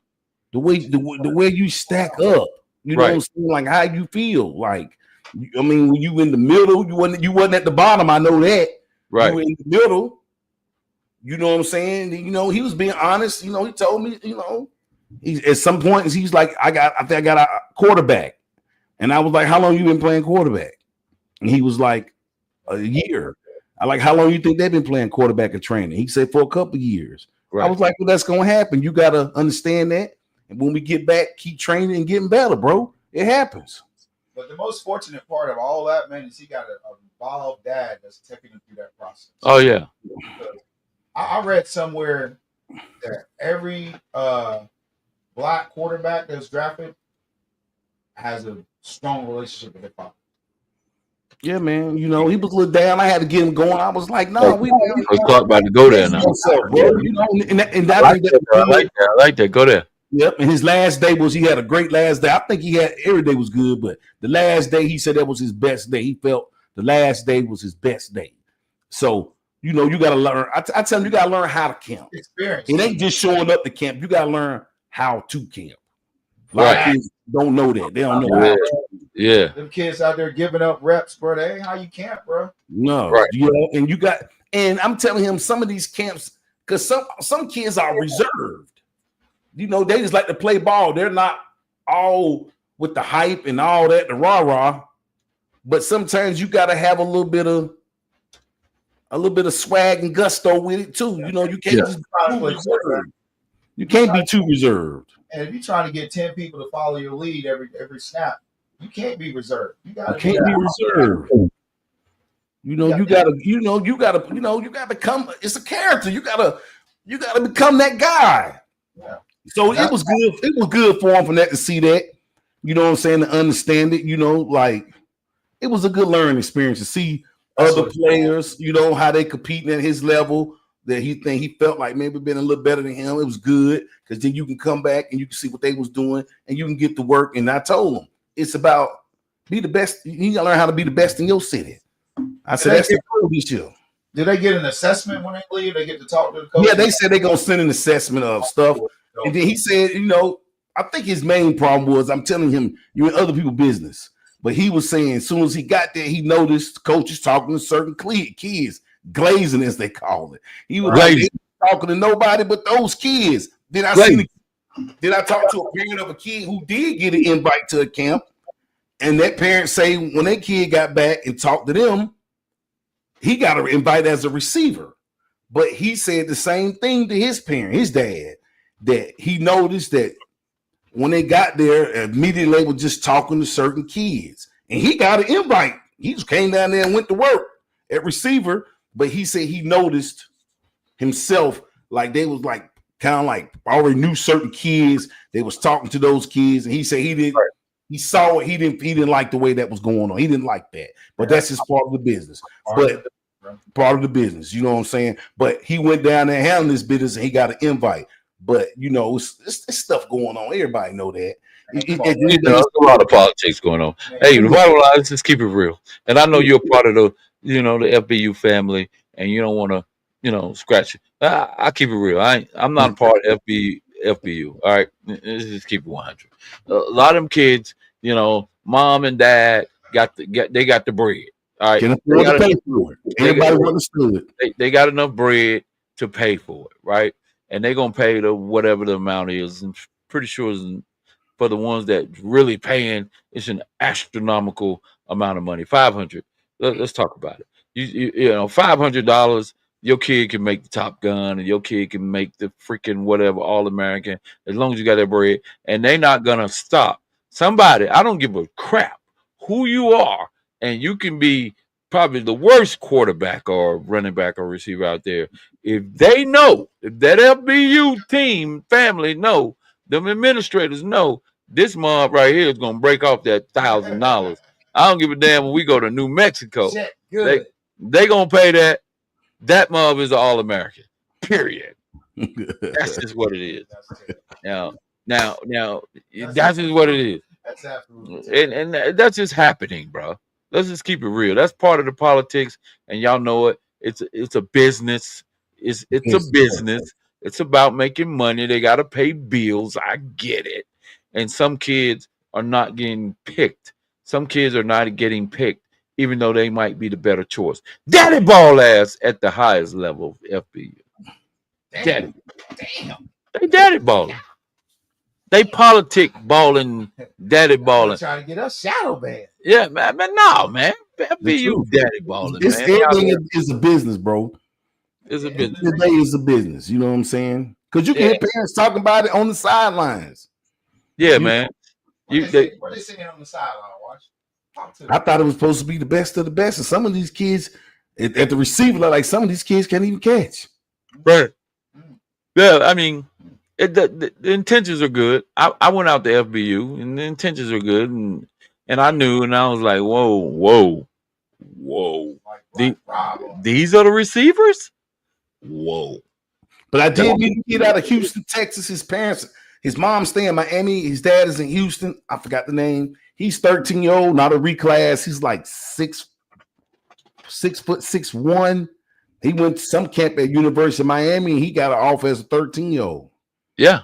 But his dad was so real. His dad told him that means nothing. They just saying they like you. That's all they're saying. Yeah. We're going to keep up with you. Don't get the big head.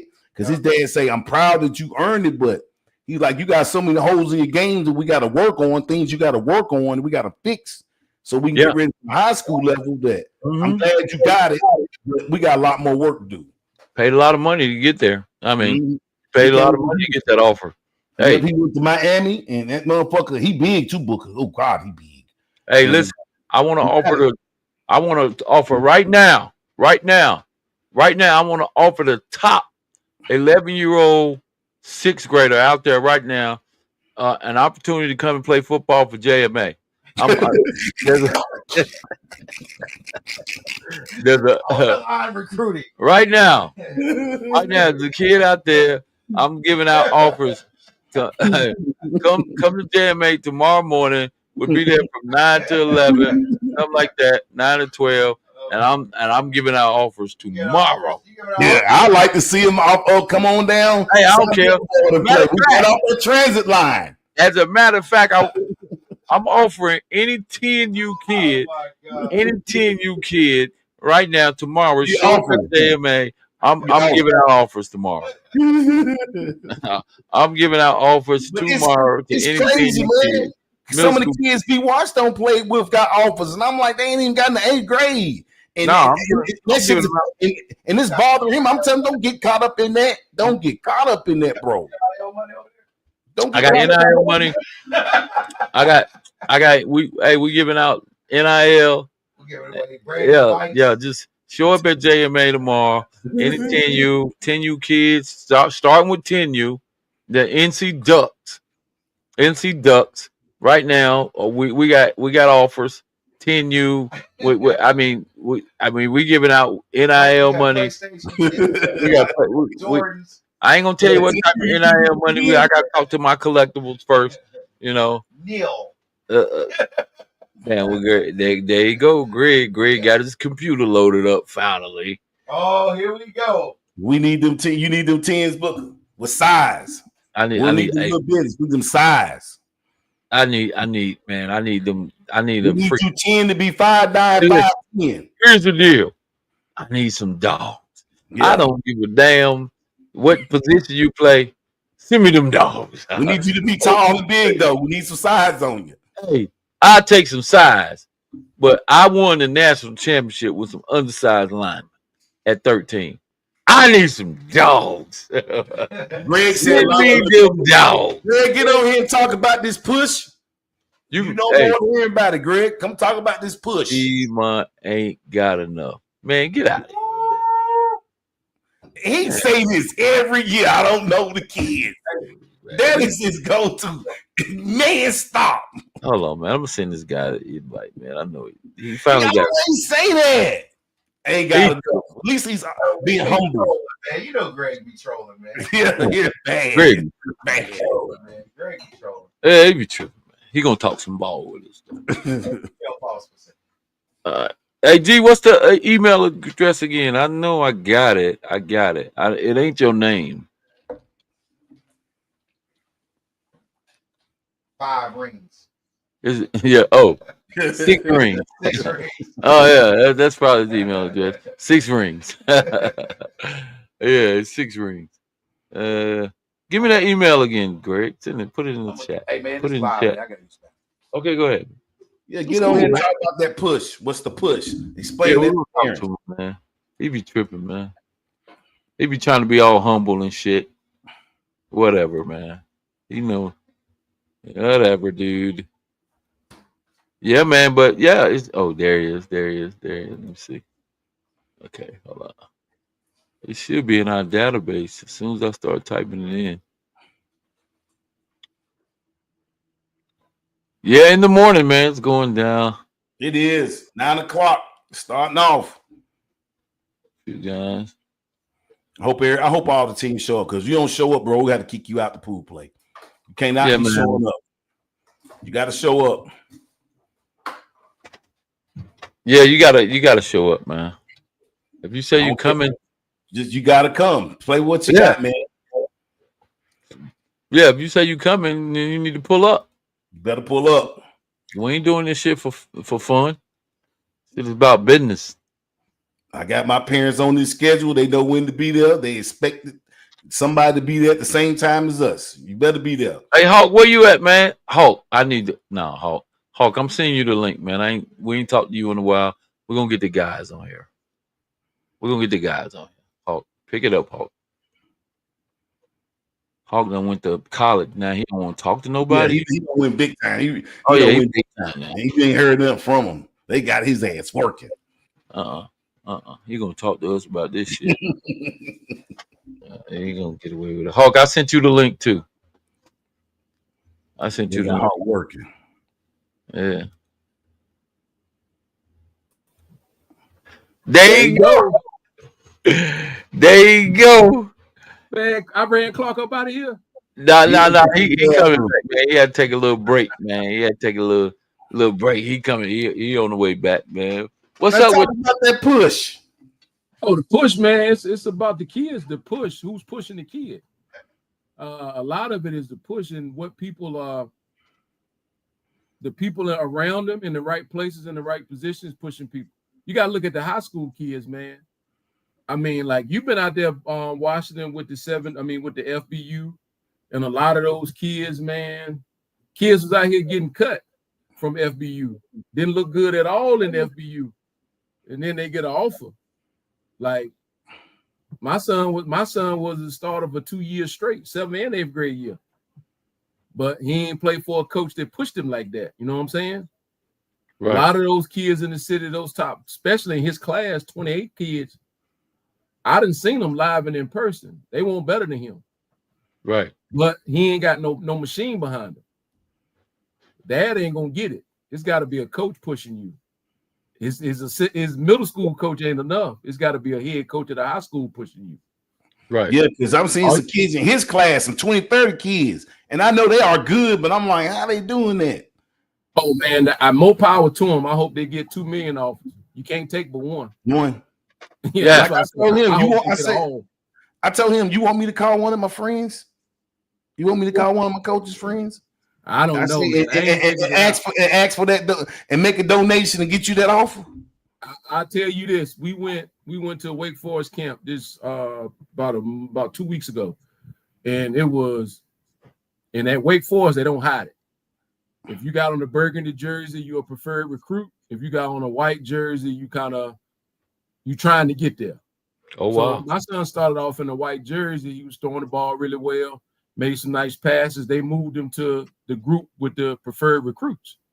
So I'm like, okay, we cooking right now. We got fish grease book. I said we doing all right. Yes, sir. Yes, sir. Yeah, but like I said, they offered Street, and Street's really talented. I like Street a lot. And they offered some other kid that I was kind of like, he wasn't even the top in none of that. And Wake Forest? Yeah.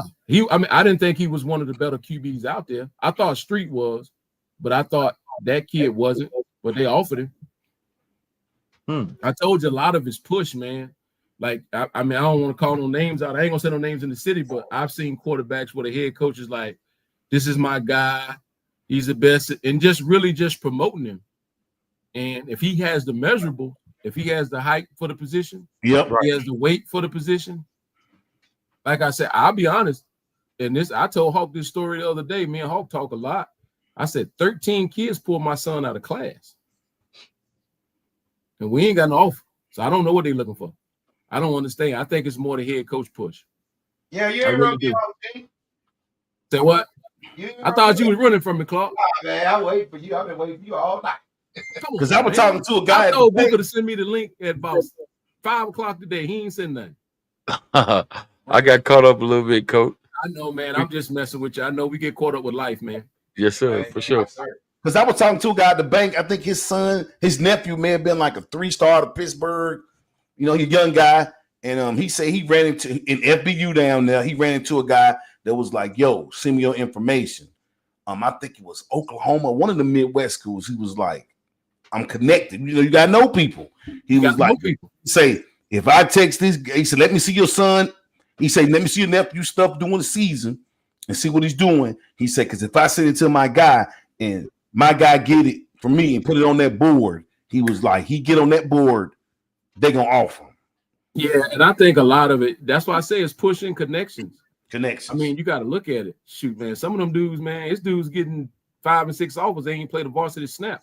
Yeah, I'm like, how does that work? That's but then they got to I don't know, man. But then they got to go do the work once they get there. Yeah, I mean, but it's all potential based anyway before it's committable. I mean, I get it. I mean, everybody want to be the pretty girl in the room and be offered, and everybody wants you, but it's still, you got to put the work in.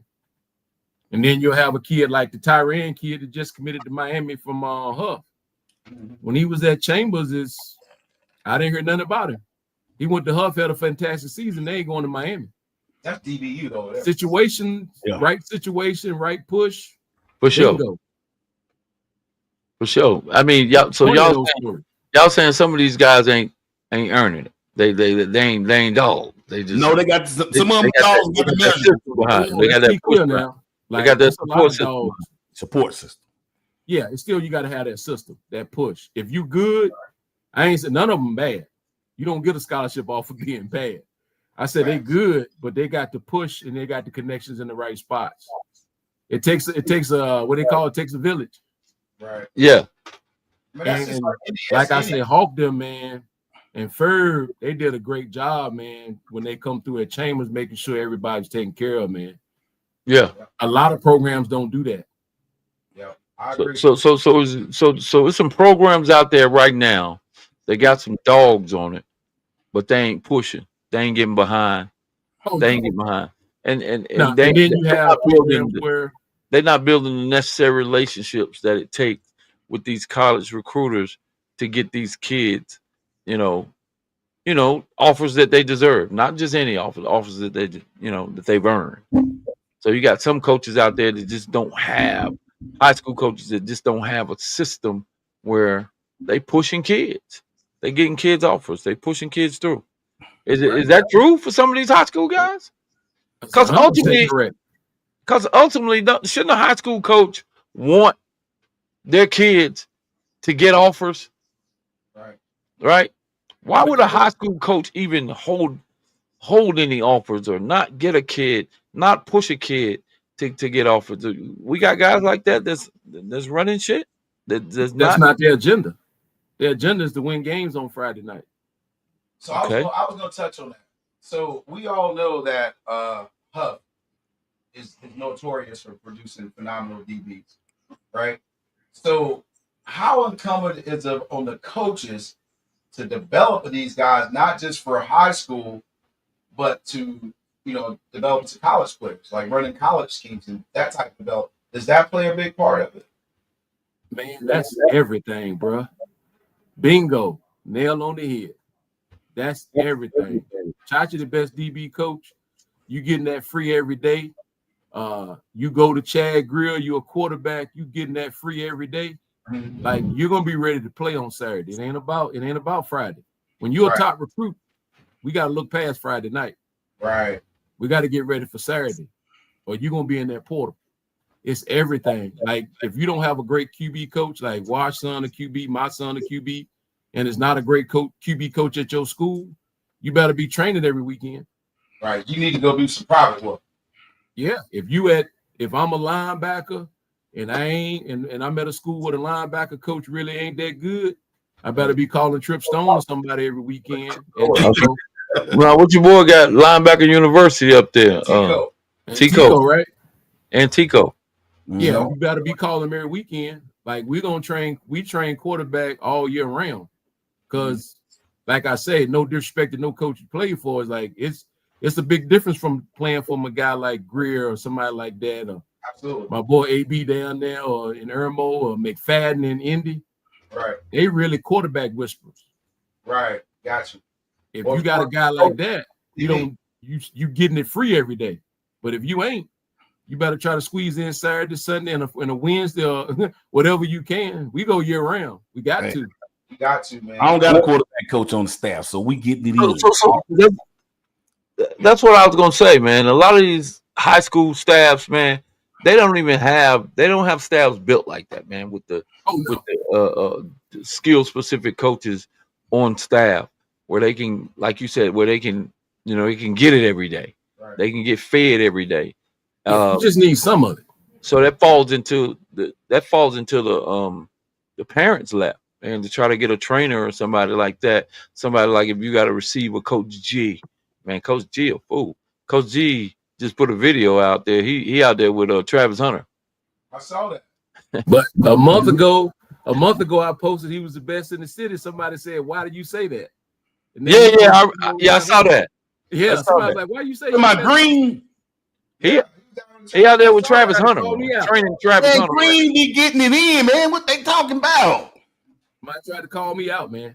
Well, what we talking about? Green don't did my camps. I don't be watched. Don't got in there a little bit. What are they talking about? No, Coach Green. Shout out to Coach Green, man. He's a difference maker, man. Yeah, man. I saw a big difference. Man, people be hating on the trainers, man. My son, bro. Matter of fact, my son is going to the Bahamas or Miami or whatever they're supposed to be meeting with Coach Green. He in the Bahamas, I think. Yeah. My son's supposed to be coming home. He ain't even coming home. He going wherever Green is. Wherever Green is. That's smart. Hate, man. With Travis, and I think your boy from the Commanders. He ain't at the Commanders anymore. The receiver from Charlotte. Brown. Yeah, Deanna. Yeah, they all about to go somewhere and train together. California, somewhere. My son, his mama don't like it, but I love it. I'm trying to go somewhere. You better be on that. You better be on that flight. So what were they saying, Greg? Was it another coach or a trainer? Oh no, it was just saying why. Somebody just questioned why he was the best, and I'm like, to me, what I seen proofs in the pudding. I mean, how many D1 receivers you got to train for somebody to say you the guy? Yeah. Right. It is what it is, bro. Like Travis Hunter's with him, so it don't really matter what you think. Yeah, he's out with the Heisman Trophy winner. Yeah, it don't really matter. Number one pick. It don't really matter what you think, bro. It don't matter. We don't know nothing, man. We just middle school coaches. They don't believe shit we say. We don't coach you football. We don't win championships, but we don't. Quiet as kept, man. Don't ever say that, Washington. We don't know nothing. All of us on here don't won city championships. Don't been to regionals, but we don't know nothing. Don't coach middle school. Don't won, but we don't know nothing. I don't want D1. We don't know nothing. I think people. I respect guys that start in the youth game a lot because they know what it is to just take what you got, take that pot of soup and try to make Hell it yeah. work. It could be Hell just yeah. water when you first get it. That's right. But when you finish, you got some stew, boy. You got you got some grilled cheese on the side, but you got to know how to cook. Chad Grill started at Lake Norman, bro. Lake Norman Giants. Lake Norman Giants. Yep. Sure did. The first man I seen, that was back in 2007, 8. That cat was running 5 wides then. Yep. That's how long I've been in the game. That's why I say I seen him. His first coaching gig was at Lake Norman Giants. Now look at it. You don't. A lot of guys ain't connected like that though, coach. A lot of guys out here, these coaches, man, they don't see the importance of being connected like that, man. Starting from the youth level, moving up, man. And I get it. You know, some of them, they bypass that, and their egos don't even want to put them in that that youth football arena, man. But you know, I think it's the way to go. Part of the process, bro. It's part of the process, like you said. I want to be a quarterback coach and start training the top high school coach. You got to develop a system. He developed that system through Lake Norman Giants, and probably I'm sure he went to middle school and on the high school, and then so on and so forth. But you don't just start at the top, bro, because you're just honing your skills. You know what I'm saying? So you first of all, the first thing you got to do, especially as a quarterback coach, you got to get people to trust you. Absolutely. You got to get people to trust you. So that's not going to start. You know, you're going to come out of the box first year as a quarterback coach and go get the top high school quarterback. That's not happening. You got to start at the grassroots and develop these youth quarterbacks, and that's going to go middle school quarterbacks. And going to become, now you built something. Now your system's proven. You know what I'm saying? That's when I first started training. I was training kids from Betty's Ford. You know what I'm saying? And then started training kids from Mint Hill. Yeah. Then I started training kids from Mint Hill Middle. And I started getting Independence kids and Butler kids and so on, so college kids. So absolutely. But you gotta develop yourself, right? You know what I'm saying? It's hard to go from, you know, like it's gravy to me now. I can coach a middle school kid, a youth kid, and a college kid in the same group and have them doing different shit. You know what I'm saying? But I understand where they're at. But I've done this shit for 20 years. Right. You know what I'm saying? But I just didn't jump out the box coaching or training the top guys. I started that shit because I was just learning. And I can see these youth kids develop. Okay, now I know this shit works. Let me try with some middle school kids. Right. And I developed a system over these 20 years that I know works. It's proven. You know what I'm saying? So you can look at any team that I've ever coached or ever trained. The one thing you will never say is they were too tired at the end of the game. I can guarantee you that. Yeah. I stand on that, bro. And they don't get soft tissue injuries. That's to me, it's the mark of great training. They don't get soft tissue injuries, and they can play a 60-minute game. Check us out over at JMA, man. We're recruiting coaches, man. We gotta do something, man, to connect these dots, man. We are not, I repeat, gonna let Piedmont win 3. You gotta get fast east back first, coach. Hey, man. You gotta get out the first Hey, round. I was trying to get Greg boy Grice because Grice don't jump from youth football directly to high school. Grice did a good jump. I thought Grice was gonna be free this year. I told him you ain't going over there with Greg. You gonna bring your ass over here. You gonna help me watch. Man, you know he got an open contract. He always on stage. Greg don't need no help. Be watching need the help. You get on over there. Man. He's at Cannon. Who, Grice? Can he go to Cannon? He's in, what is he at? Is it damn, what's good? Sunbelt. My bad. Yep. You know he gonna come holler at me, man. Come play off time. Hey, I told him Greg don't need no damn help. I got B Wash up here. You say you want to help him, you get on over here and you help him. We came up in the mud, man. I know, but sometimes Greg, other people need help too. Greg don't need no help. Get on over here and help B Wash. You don't help Greg enough. Nah, dog. You don't help Greg enough. You're right. You show that love to B Wash. You get on over here and help him out. No. Let me put this out to this panel of great coaches up here. All you guys are proven winners, obviously, myself included. What makes a great coach? I don't know, man. I lost in the first round, man. So.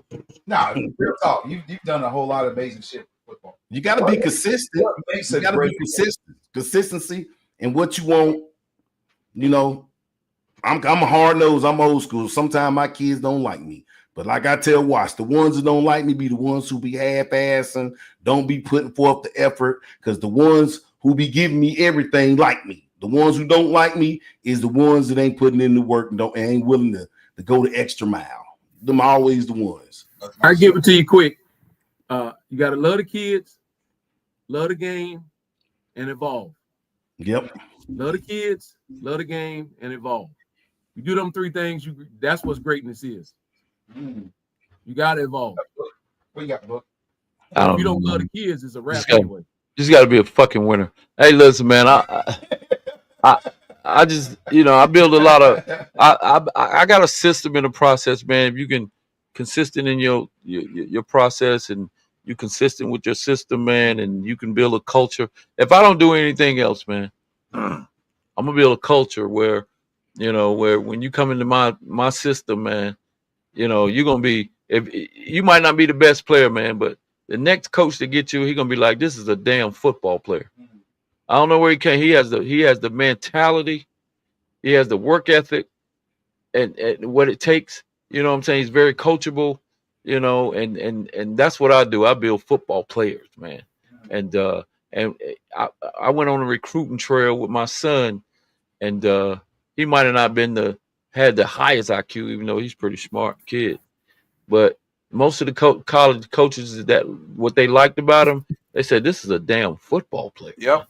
He has a football mentality. His work ethic is through the roof. He respects and loves the game. He loves the game. He's not coming in here looking for an NIL deal. You know what I'm saying? He's not looking for the biggest paycheck. He just want to play. He's a competitor. And that's pretty much the type of coach I am, right? And I just try to put the right guys around me that can, you're filling the gaps, seal the deal. Offensive coaches and defensive coaches with the same mindsets.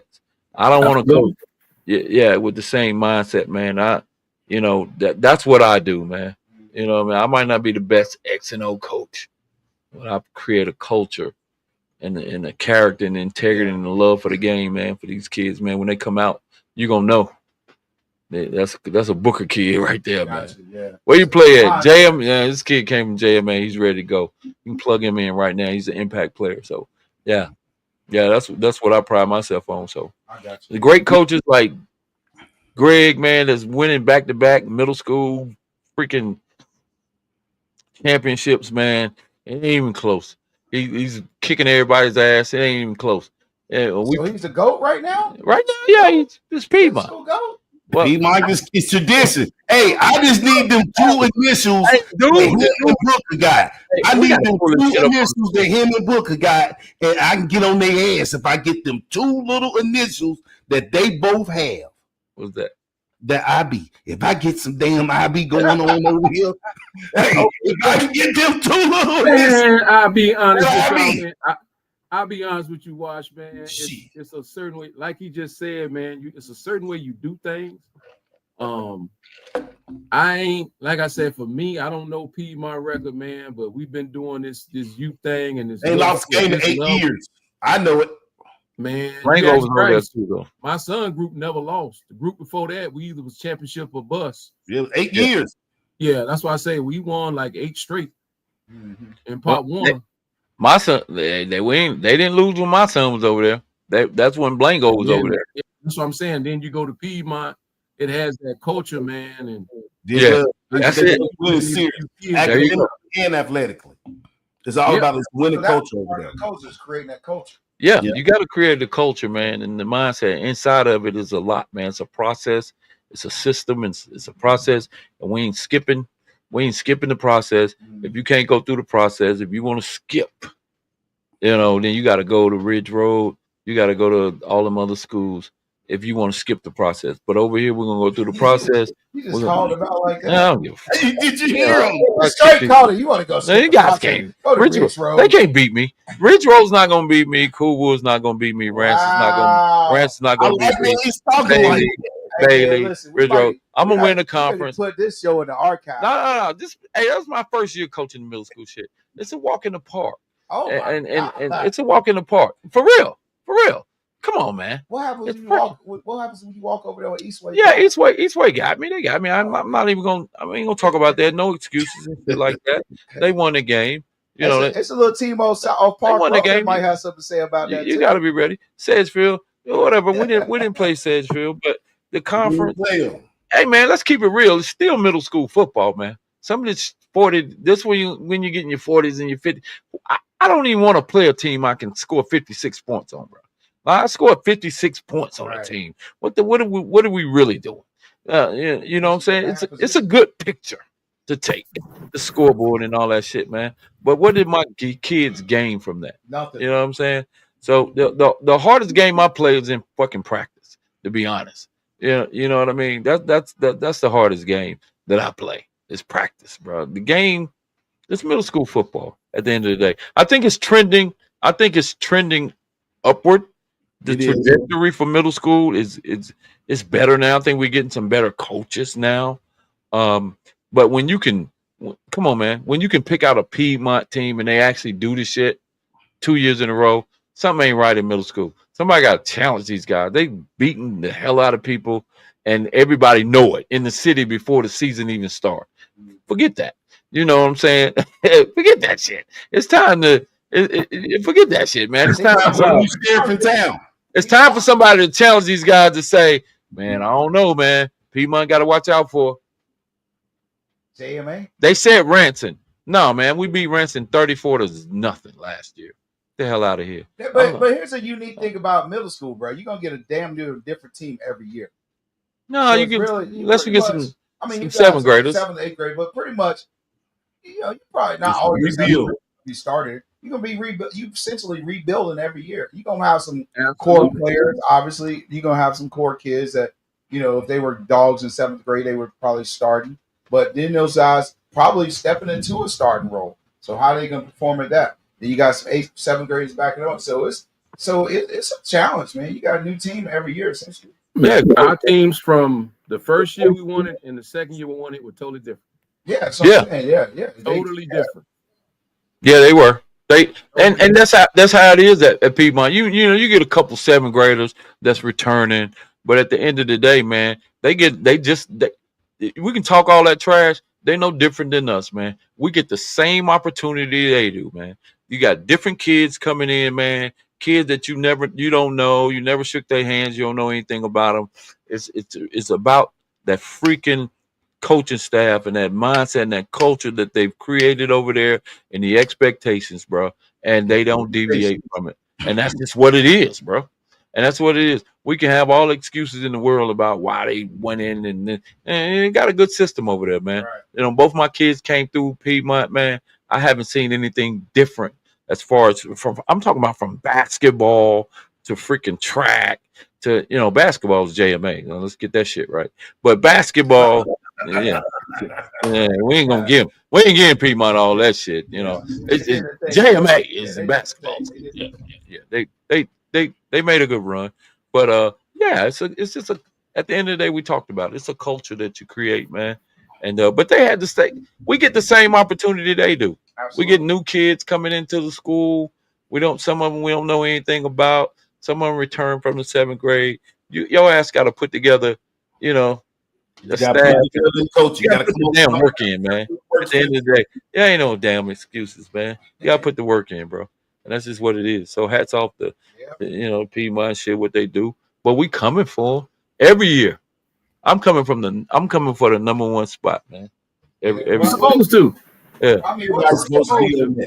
number one, what you playing? What the fuck you think I'm doing out here playing games? No, nigga, I'm trying to get my ass. That tip. Everybody want that tip. I gotta put my kids in the best position to be in that game every season. Last year was my first season. I figured out this whole little middle school stuff, whatever. Let's play. We're gonna play football again. He's trying to little bro you over there, Greg, on the low. Yeah. He little bro on the low, Greg. So what? That's some middle school stuff. Oh, I got Oh, man. But we can't get. Hey, it'd be nice if we get the rest of them on here talking like that. But they talking silence. Y'all know all the They coaches. talking silence and be These guys reporters. don't want to talk. Man, we can These do a guys middle don't want to school talk. roundtable. You know They what? talk, hey, Middle school they want to report us. They want to report us on the These guys- low and These talk. guys they want to get the practice on When's the first day of school? Yeah. Some In the some, office. some of these guys are out here. Piedmont can do this. They do get the top Some of athletes them this year. stipend guys. But they get there at freaking the first week of school. Stipend. That's what they want to do. No, man, that shit don't work. And then you got what? Inside of a 3 week. weeks. How many weeks you get? For a game. 2.5 How many? weeks. 3 weeks before the About first 2-3 game. weeks before a game. The play evaluation, you gotta have some, you gotta be staffed up. Then your play evaluation's got to be on point. But here, You got some guys that can really recognize. But to a point, that's why it's so important what you're doing, Washington, is developing that off-season 707. Man. He's cheating. Keeping those guys developed and keeping those teams. That real nigga talk. cheating, man. He's cheating, but you participating in the cheating. That nigga's You know what I'm gonna saying? throw a Like- flag. Hey, throw a flag on this nigga, man. He got all kind of. Hey, throw a flag on this nigga. Hey, truthfully, they really be honest. They really be honest, bro. We got people reporting us about 7-on-7 is the damn head coaches coaching it, so that's really a middle school, man. I don't want to get none of that shit. Man, listen, We got to give these kids something to do over the summer, bro. Build some King Is it wrong to start middle school practices I don't think early, just like the high schools? Is it okay to have an off season? What the hell is it? I coached in South Carolina. South Carolina, they do spring ball and everything for That's standard. Spring and CMS looks at it. CMS looks at it like, yeah, that's what we've been doing, man. You can't practice. You can't get started. You can't work out early. Get the hell out of here, man. So we got a bunch of kids just sitting around at home doing nothing. When I was coaching in high school at South Carolina, I was coaching at Catawba Ridge, but I was assistant coach on the high school staff, and I was the head middle school coach. Middle school, we had some spring workouts and everything. See, They that's do what that in Gaston County. They doing it. Like Gaston County does it. in the summer, you had like 12 days you could do it, and you could stretch that out, do 3 days a week for a month or 2 days a week for about 6 weeks. right. But you had 12 days you could practice before in the summer, and then you start practice August 1 like the high school. You're good. Gotta love it, man. That's South Carolina. That's one state down. Right. Right, exactly. Yeah. You know, WA, man, we just trying to keep our kids off the streets and keep them doing something positive and productive. Because I know what they could That's your be doing. speech. You're gonna stick to it. I know what they could be doing. I'm WA. I'm watching Elite Athletics. We got shit going on. WA got shit going on. We got camps and tournaments. Talk about I bring some college coaches down here. You Man, know, when y'all want to go to high school? Book when you going to high school to coach? I'm good, man. You know, I feel so. I feel if I go to high school, then who gets the middle school kids ready? You know, it's bad, man. It's bad. Some of these coaches, man, don't know they ass from their elbows, man. They had these kids. You know what I'm saying? I could have been in high school a long time ago, bro. If I really wanted to coach high school football, right. if I really had a desire to coach high school football, whether I'm the head coach or on staff or whatever, the OC, whatever, man, I could have been done that, man. I think my passion lies within the lines when it comes to these younger kids, You're a man. developer. Because these kids ain't, Right. you know, I feel like I'm obligated to have them ready for, you know, high school. You know, I think I'm obligated to do that, right? Yes, absolutely. I could be in high school. I could skip it. I could get to high school, man, and man, and the shit's overrated a little bit. You know what I mean? It's overrated a little bit, a lot. You know, guys like you, I can see. Come on, man. Why wouldn't they give you a high school job? Why wouldn't they give coach? Why wouldn't they give you a high school job, man? Some of these guys right now, man, get out of here. Oh, I want to do what Hawk do. I want to be a coordinator. I like what Hawk do. That's my lane. I want to stay in that. Well, Hawks in college. Coordinator. That's I why like that. I like do that for a high school. I think that's over that part. necessary. You definitely need that. I think that's necessary with the climate of recruiting right now, and the navigation that you have to take for recruiting, and the understanding on how to be recruitable. A lot of kids don't even know what it takes to be a recruitable kid, right? They don't know what makes me qualified to be recruited. They don't know what disqualifies them from being recruited. Right. They need guys like you said, Wash, you got the passion to help them navigate through that process and what that should look like. Because, you know, a lot of them still looking at thinking that they can go Power 5. No, your path might be JUCO. It might be, it might be FCS, right? You might not be a FBS. You might think you're even if you're a 3-star, 4-star, your path to being a FBS player might go through JUCO. It might go through FCS. What does that look like? How Yep. and why? You got to explain to these kids why. And college coaches. I'm gonna take a grown man that understands the college game, academic. They know how to balance out the academics, and practice. They ain't got to look for these boys. These boys, they looking for grown men that's trying to make it to the next level, man. They not gonna pick a 4-star. They don't give a shit. It's a business. It's a business now, and they need guys like you, Coach Watch, who can take them out of that mindset of what the 30 offers don't mean shit, because all of them might not have no meat on it, bones. You get 30 offers, ain't none of them got no meat on the bones. Any attached to one. And guess what? It'd be that FCS in the SoCon in the AAC. That's the one that wants you. You got to go where guys want you, man. You got to go where guys want you, man. Well, they love you, man. Yeah, some of them damn offers, so many of them offers, they hollow. They ain't got nothing. Knock on them, man. You can hear them. It's echo. Ain't nothing inside of them, man. Hey, you get an offer. You get an offer. You get an offer. You get an That's offer. what it is now. Hey, we giving out offers. Hell, I just like I said earlier, I'm giving out offers at JMA. Bring me your 10. Are they committable? Hell yeah, give me them 10 from 10 all the way up. I'm giving out offers, man. Come to JMA. Shit. They got meat on them too, boy. Hey, them things got meat on. Got a little cornbread with them too, boy. Got a little. Watch tomorrow. Yes, sir. What kind of clique you got? They said they recruiting over there. Who's over there? Hey, Yeah, you better be careful. Look, say you giving out cleats. Yeah, I got. Hey, I ain't know they were used. Well, I'm gonna get some. I'm gonna go get some cleats now. I've been doing that since day one. I ain't Giving even out never gloves. Yeah, they used too. Yeah, I heard him say I'll buy you some brand new ones. Man, My you have some parents have fun. good stuff on their man. I respect My this. parents can't afford cleats. Man, I'm in a good position. Oh my God.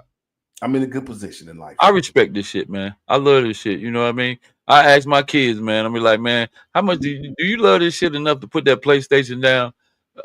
Do you love this shit? Do you love this shit enough to get off the phone with that silly ass little girl you on the phone with, man? Do you love this shit to tell the dude beside you, that the kid beside you that you got to go to war with, that he been dogging it all week? You love it enough, man, to hold the kid beside you accountable, man. You know what I'm saying? How much do you really love and respect the game, man? How bad do you want it, man? I always ask my kid, don't talk to me, man. Come out here, man. This ain't recess. This ain't PE, dog. I'm not your PE coach, your PE teacher, bro. Right? Like, you gotta love this shit, man. I always ask them, raise your hand. Everybody who love the game. All of them love it. They do this. Start talking about taking Fortnite away from them. And NCAA and Madden and all that shit and all that bullshit they be doing, them video games. Man, you don't love this shit, man. You don't love it? No, man. I don't love it. But it's some kids out here that want to make it. That's why I tell these coaches, these young coaches, man, hey, man, y'all need to take this shit serious, because there's some kids that's in front of you, man, that pulled up, man. They really want to make it, man. And they counting on it. Your ass moving up from 8U, 9U, 10U, 11U, you bullshit. Stop the bull crap, man. These kids really want to make it, man. So, man, you gotta love this shit, man. Just like we telling the kids, coaches, you gotta love this shit, man. You gotta, you know what I'm saying? You gotta get in your bag. You gotta study the game, man. I know what I am gonna work on. Like Craig said, I'm gonna work on getting that push. I gotta build up a Rolodex of that push. I know the coaches, but it don't went beyond that. You gotta know some other damn people. Man, you gotta rebuild so many. Be some boosters or something. I gotta go meet that other component. I gotta get that push together. Yeah, when you watch them, you're like, man, that ain't better than this kid I see over here. And this, I don't see that at FBU though, right? Yeah, not even at FBU, just in general in the city. Just in general, yeah, right. City. It's some dogs, and you be like, dang, what it take? You can't really figure it out, man. That's why I say it's all confusing to me. Business, bro. It's who you know. Dogs being left behind. Yeah. Yeah. I mean, I've seen, man, kids from schools, I'd be like, man, and I'd be thinking they P5 kids, P4 kids. Yeah. And they be going D2, and I think they got the measurables to go to that. But if they ain't getting the push, that's what it fall at. Gotta work on the push. You can certainly be under recruited. 320 pounds in high school, and he going Wingate. Right. Right. And them guys don't grow on trees. It's a lie somewhere. Yeah, but but you know, you definitely got to, you know, keep those relationships with these. Right. Like it's about relationships. Period. Oh, absolutely. It's about, and you got to be willing to go in there and build those relationships as well. You know what that's I the mean? one thing I tell these kids, man. Listen, man, don't dismiss anybody because that D3 coach could be the D1 coach next year. Yes, sir. And you just dissed him, and he ain't talked to him, and now you want to. Hey, man, coaching is a very small fraternity. Oh, them boys moving around. Yeah, they moving around, man. You go jump from D3 to D1, and then next thing you see the boy in the NBA. Well, he went to he was D3, and he went to, was it Washington? Ended up in Washington. He was could have went to Duke. Ended up in Washington. I think he went 5 or 6 in the draft. Yeah. He started out D3. Them boys moving around, man. You got to keep them relationships going, man. Yeah.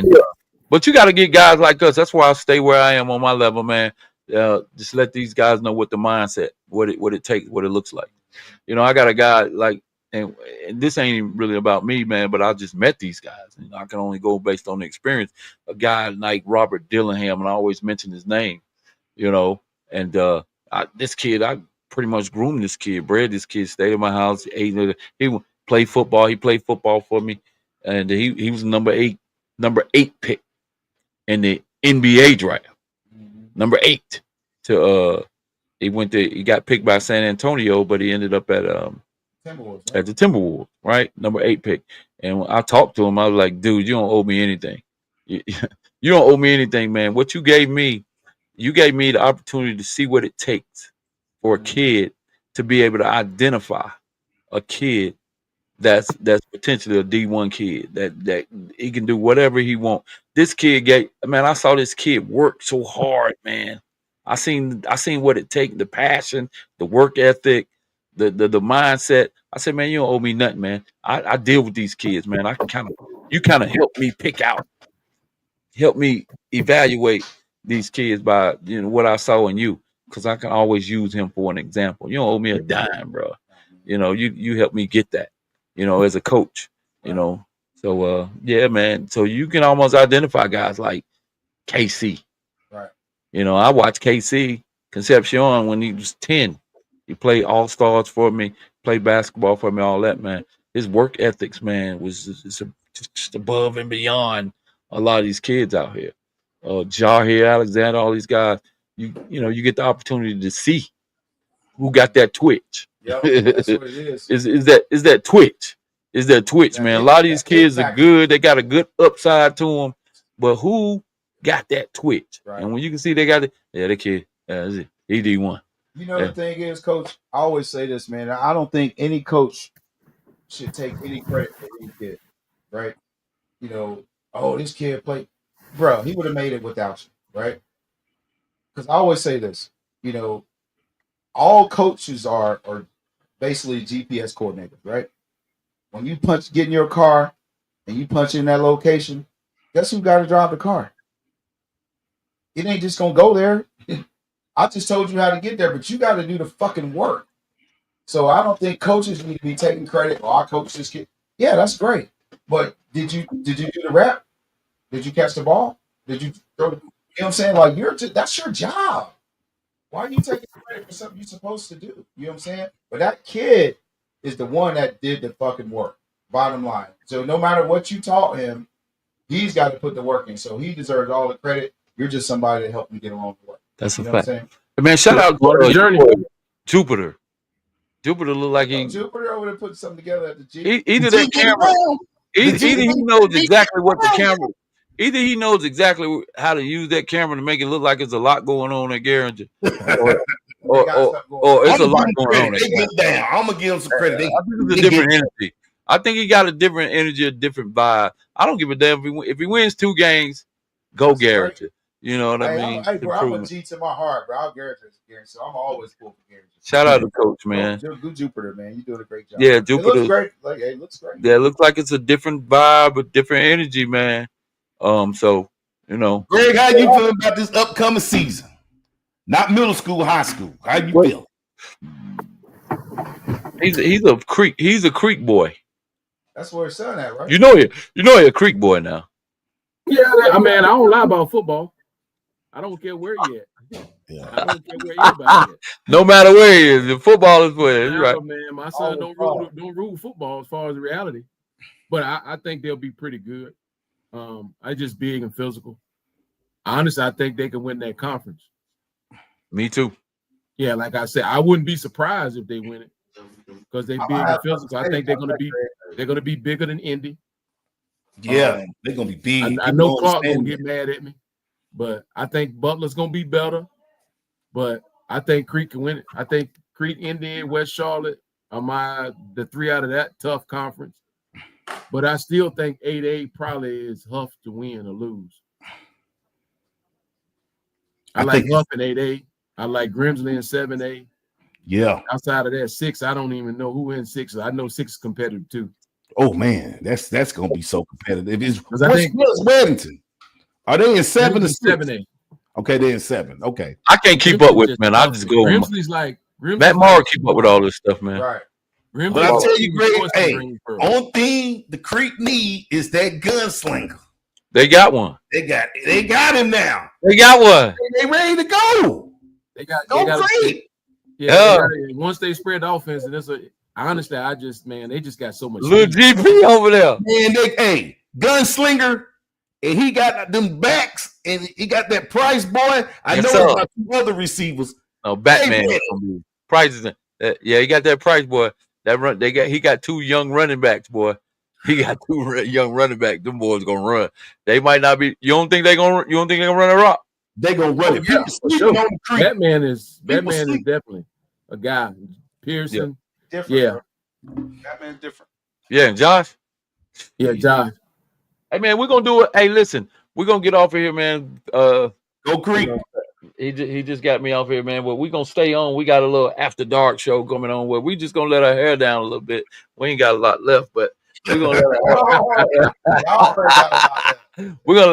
let our hair down a little bit, man. We're gonna keep talking football talk, man, but we're gonna do it our way, man. You know what I'm saying? We ain't gonna. I gotta get out of here because I can't smoke no stick in the house, and I gotta fire me one up. Hey, go outside, man. Cut the camera on, man. We still gonna talk some ball, man. We gonna get down. We're gonna get down. I might go ahead and do that. I might stay on there. But Greg, I'm telling you. Just hit the link again, man. Greg, come on, man.